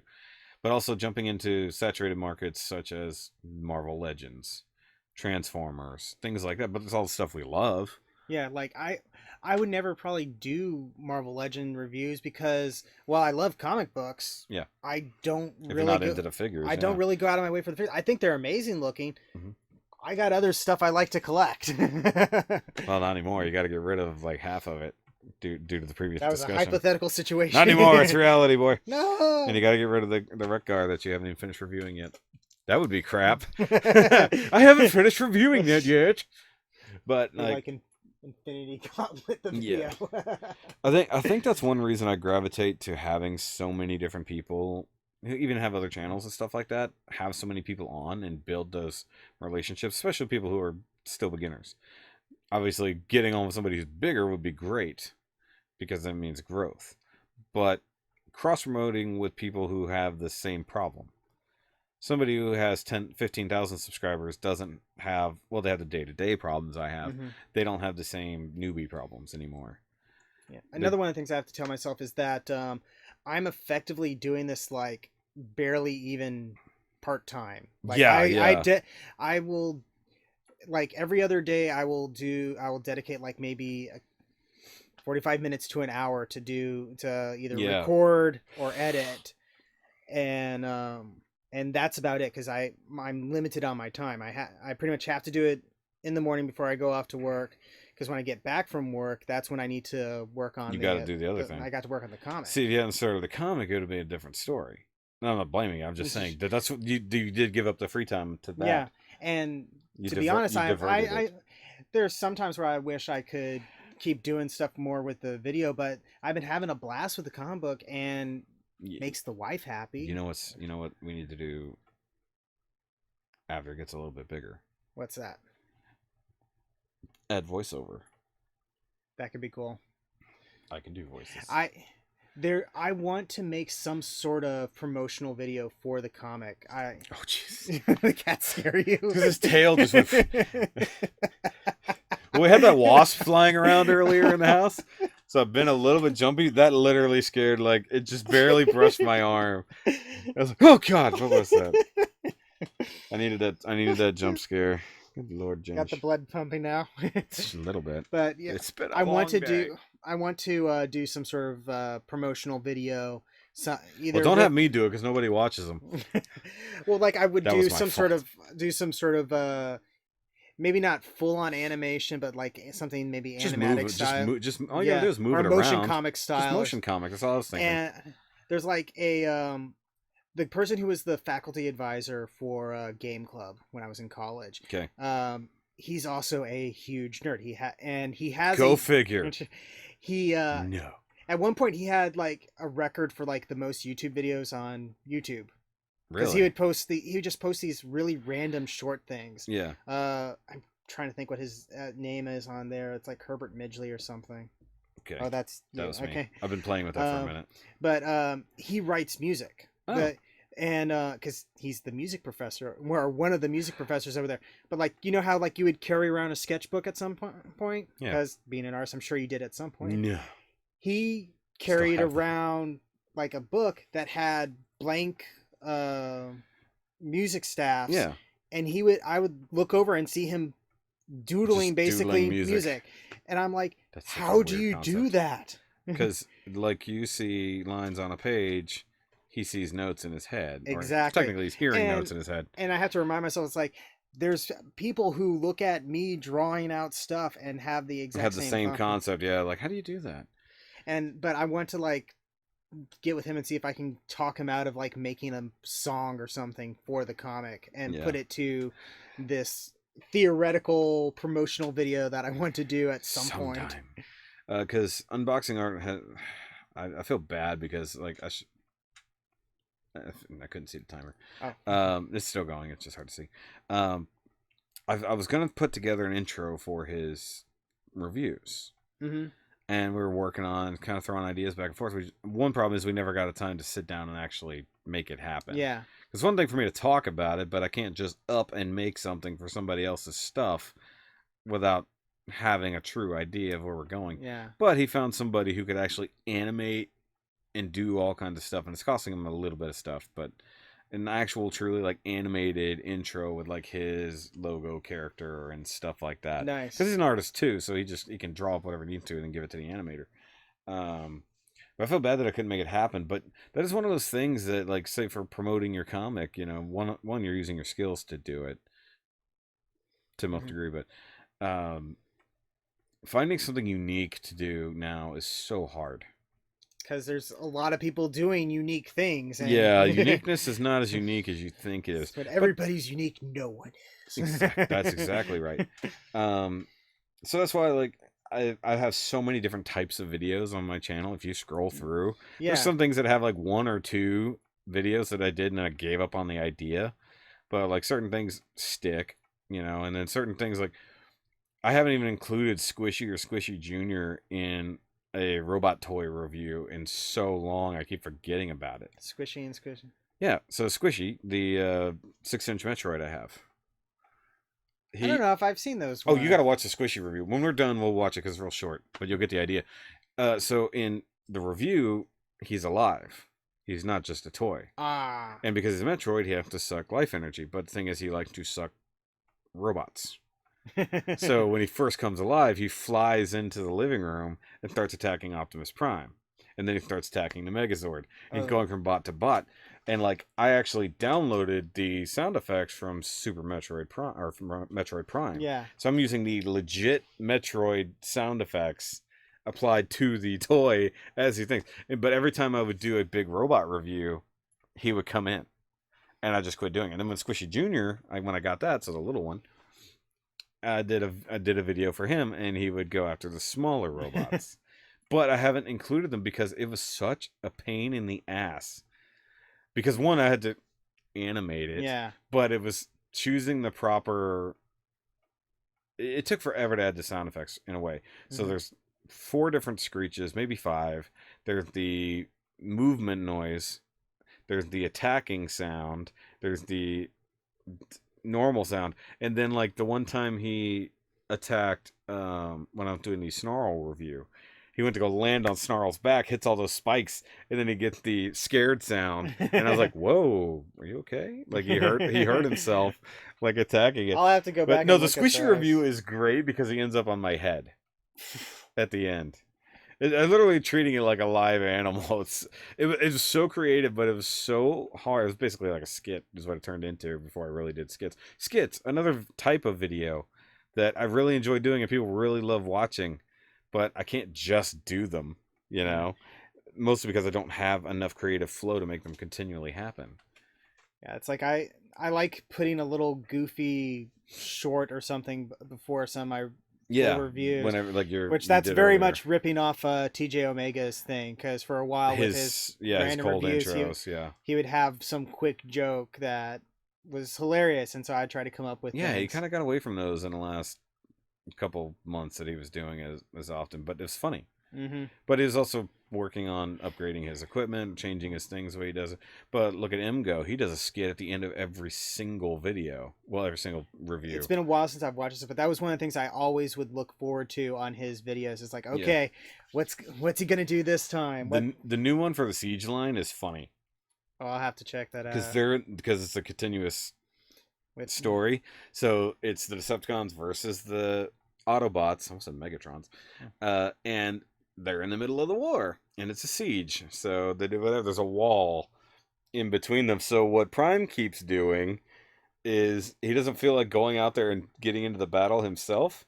So he flings whoever is around. So Sideswipe, he throws Sideswipe at the Decepticons, and he said he landed in a tree, and he's like, "What? There's a tree on Cybertron?" But then in the last review, I forgot who it was for, but like I think it was for one of the Decepticons, and Megatron talking to him, and then all of a sudden Sideswipe crashes into him, and he's like, "I made it this time." Like he didn't hit a tree this time, and like it's so good, and like I like the fact that he continues the character of Meg or Quake or no, it's Wave and Megs. Yeah. So even though he has updated versions of those characters, he continues their story, like the couch and the dude, where's my couch? He continues that storyline even now. I remember he did a Let's Play for Fall of Cybertron. Yeah. Or it was either War of Cybertron or Fall of Cybertron. Either one. But yeah. he added in his own lines in game. He's doing the voices with the voice for Megatron and stuff like that, Yeah. and it was hilarious. Yeah. He'd be talking about burritos or whatever it is that Megatron got. Optimus is into Pizza bites, rolls? pizza rolls. Yeah. No, that's true. But no, that's because not only do you do the review, you make something that people stick around to the end for, and they are what they are. But okay, now the battery's getting low. That's okay. We're about to wrap up. Mm-hmm. But like he gets to Kamen Rider, and like ever since X-Aid, he's kept the bad guy. I can't remember his name. Either way, the negative X-Aid, basically. It'll come to me later, but Genmu. Yeah. But he's kept him as a continuous bad guy throughout the new Kamen Riders. So when he's up against Build, like he's like, "I am a god," and then Build comes in with whatever new form and kicks his ass. And like even now with Gio, he came in the other day because it was the X-Aid armor. And he turned into what did you like? He just is so funny. He's continuing the storylines, even though it's like this is what we were talking about his basement earlier, his nerd cave, so to speak. It's like a warehouse. It is massive. It's like where is he even setting that stuff up? Like the things we see on camera that aren't part of the review. Where is that set up? Because he doesn't do tours hardly. Actually, I don't think he's ever done a proper I don't think K-tour. so. But occasionally when he does Q&As, he'll just like pan down the hall. He has giant racks. The main time I remember seeing the man has no details. The main time seeing his setup was he was reviewing these dinosaur transformer things that combined, but they also turn into Nerf blasters. And the cool Dino King. Yes. Ting. Oh my god, the thumbs up ting is my favorite thing he does. And so he would pan the camera around to show how far they shot. Yeah, and that's when you would see this. You see the hallway down to the hallway with like the stairs off to the right or something like that, the back corner. I have to go rewatch the cool Dino King. I forgot what the actual figures were called, but they weren't Dino bots, but something along those lines. Because it was every time he said the cool Dino King. Ding. But what he's doing now, because in the Kamen Rider, whenever he gets the stuff for the ride watches now, whenever you have to do the review, and he brings out the driver. So now you have to bring out the Rider can. So he's got a trash can that Ride Bucket from TJ. Like Ride Bucket. So now it's the Rider can. He said, because if the Rider can, you can. Ting! Every time the thumb goes up. It's like the other day, he pulled it out and I said the line before he got to it. I was like, I'm a freaking kid again. Like, MGO makes it fun. It's like, don't ever give him a TV show because that ruins people. I know I stopped watching him for a little because he was reviewing Combiner Wars stuff. Yeah. And I was enjoying that line, but he did not care for it. And he was so tired of it. And it was disheartening hearing him just... It was crap, though. I like that he was being honest. I mean, yeah, and he is perfectly welcome to his opinions. It's just, it was hard for me to want to keep watching his stuff when I knew he was just going to be down on something that I was really enjoying at the time. I don't know how that goes at all. I just need to put I hate it in the thumbnail more often. Get all the views in the world. Just all the hate comments. That's why that turn off comments button is there. The only video I've had to do it for. Oh wow, I haven't even. Yeah, I turned comments off because I got tired of it. Because they were getting incredibly hateful. And I don't have the thick skin for it yet. Not to mention, I made a rebuttal video. Yeah. It's like, go watch that video instead of yelling at me. It's like, I explained my point. The other day I was looking. Keep bringing it up. The other day I was poking around USA Gundam stores on the site, and I saw like an old. They had for sale an old 1/100 scale F91. Yeah. And I'm not talking MG. I thought about like giving and giving it to you. There was as one a gag. I forgot which one Joey offered me, and because he was going to offer it to me because he knew I would hate it, and I'm like, no, I'm not becoming that. As fun as that would be, I'm not wasting my time and emotions in that because dealing with a review of something that sucks is so draining, especially if it's something along those lines where you know it should be good. And then it sucks. And I know that it sucked just because of how it was built and blah. I don't care.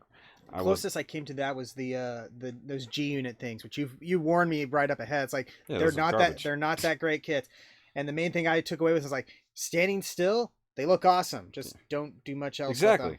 Now, see, if I were to build one, I would be hating on it, but it would be understandably so because people know what they are by reputation.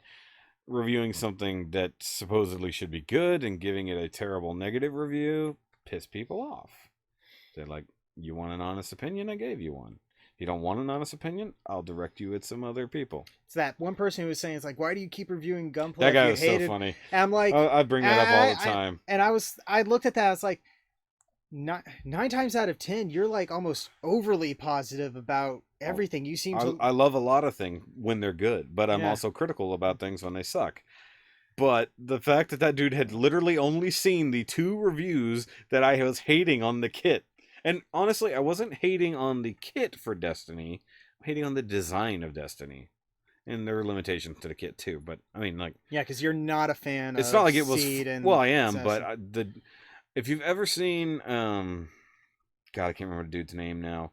He did a video on why the Destiny is pretty much one of the dumbest and laziest Gundam designs ever, because it legitimately takes stuff from like 11 different already existing Gundams.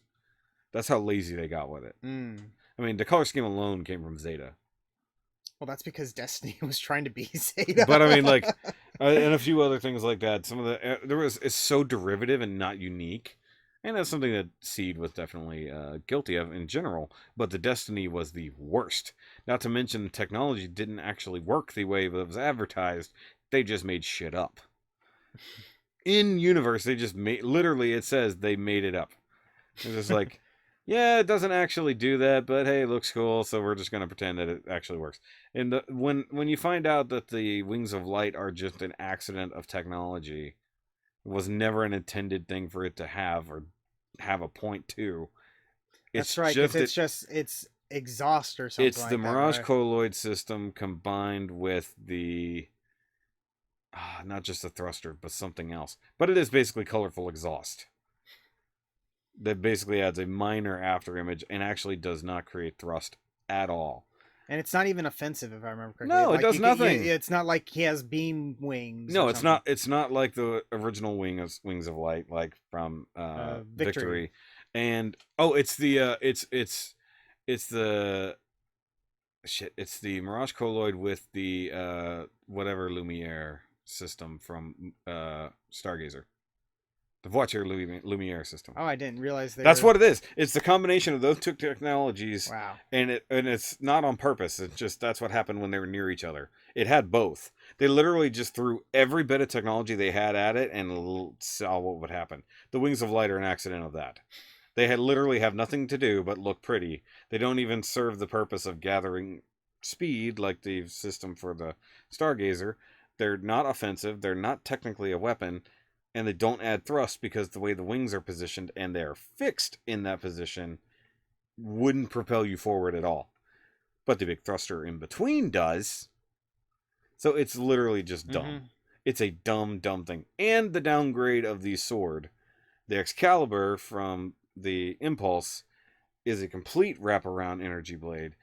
This one has a dumb block and a metal tip to it, meaning it couldn't really stab through something the same way using the beams. Yeah. It's so dumb. But that's where I get my dislikeness for that. And the kit has some problems, but they're not bad.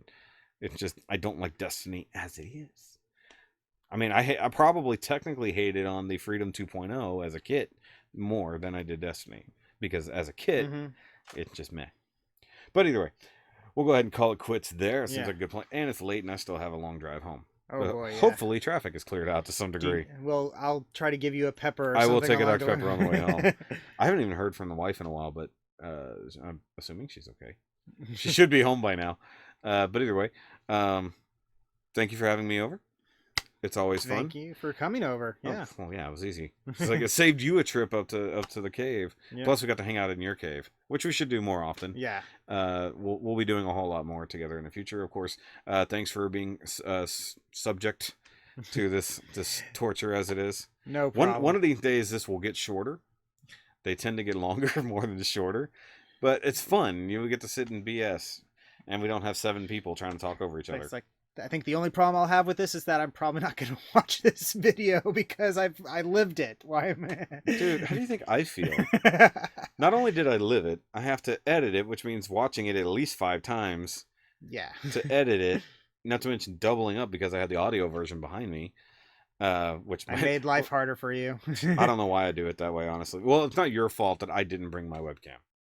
So it is what I it am is. the one that was like, no, you got to get video because my room is awesome.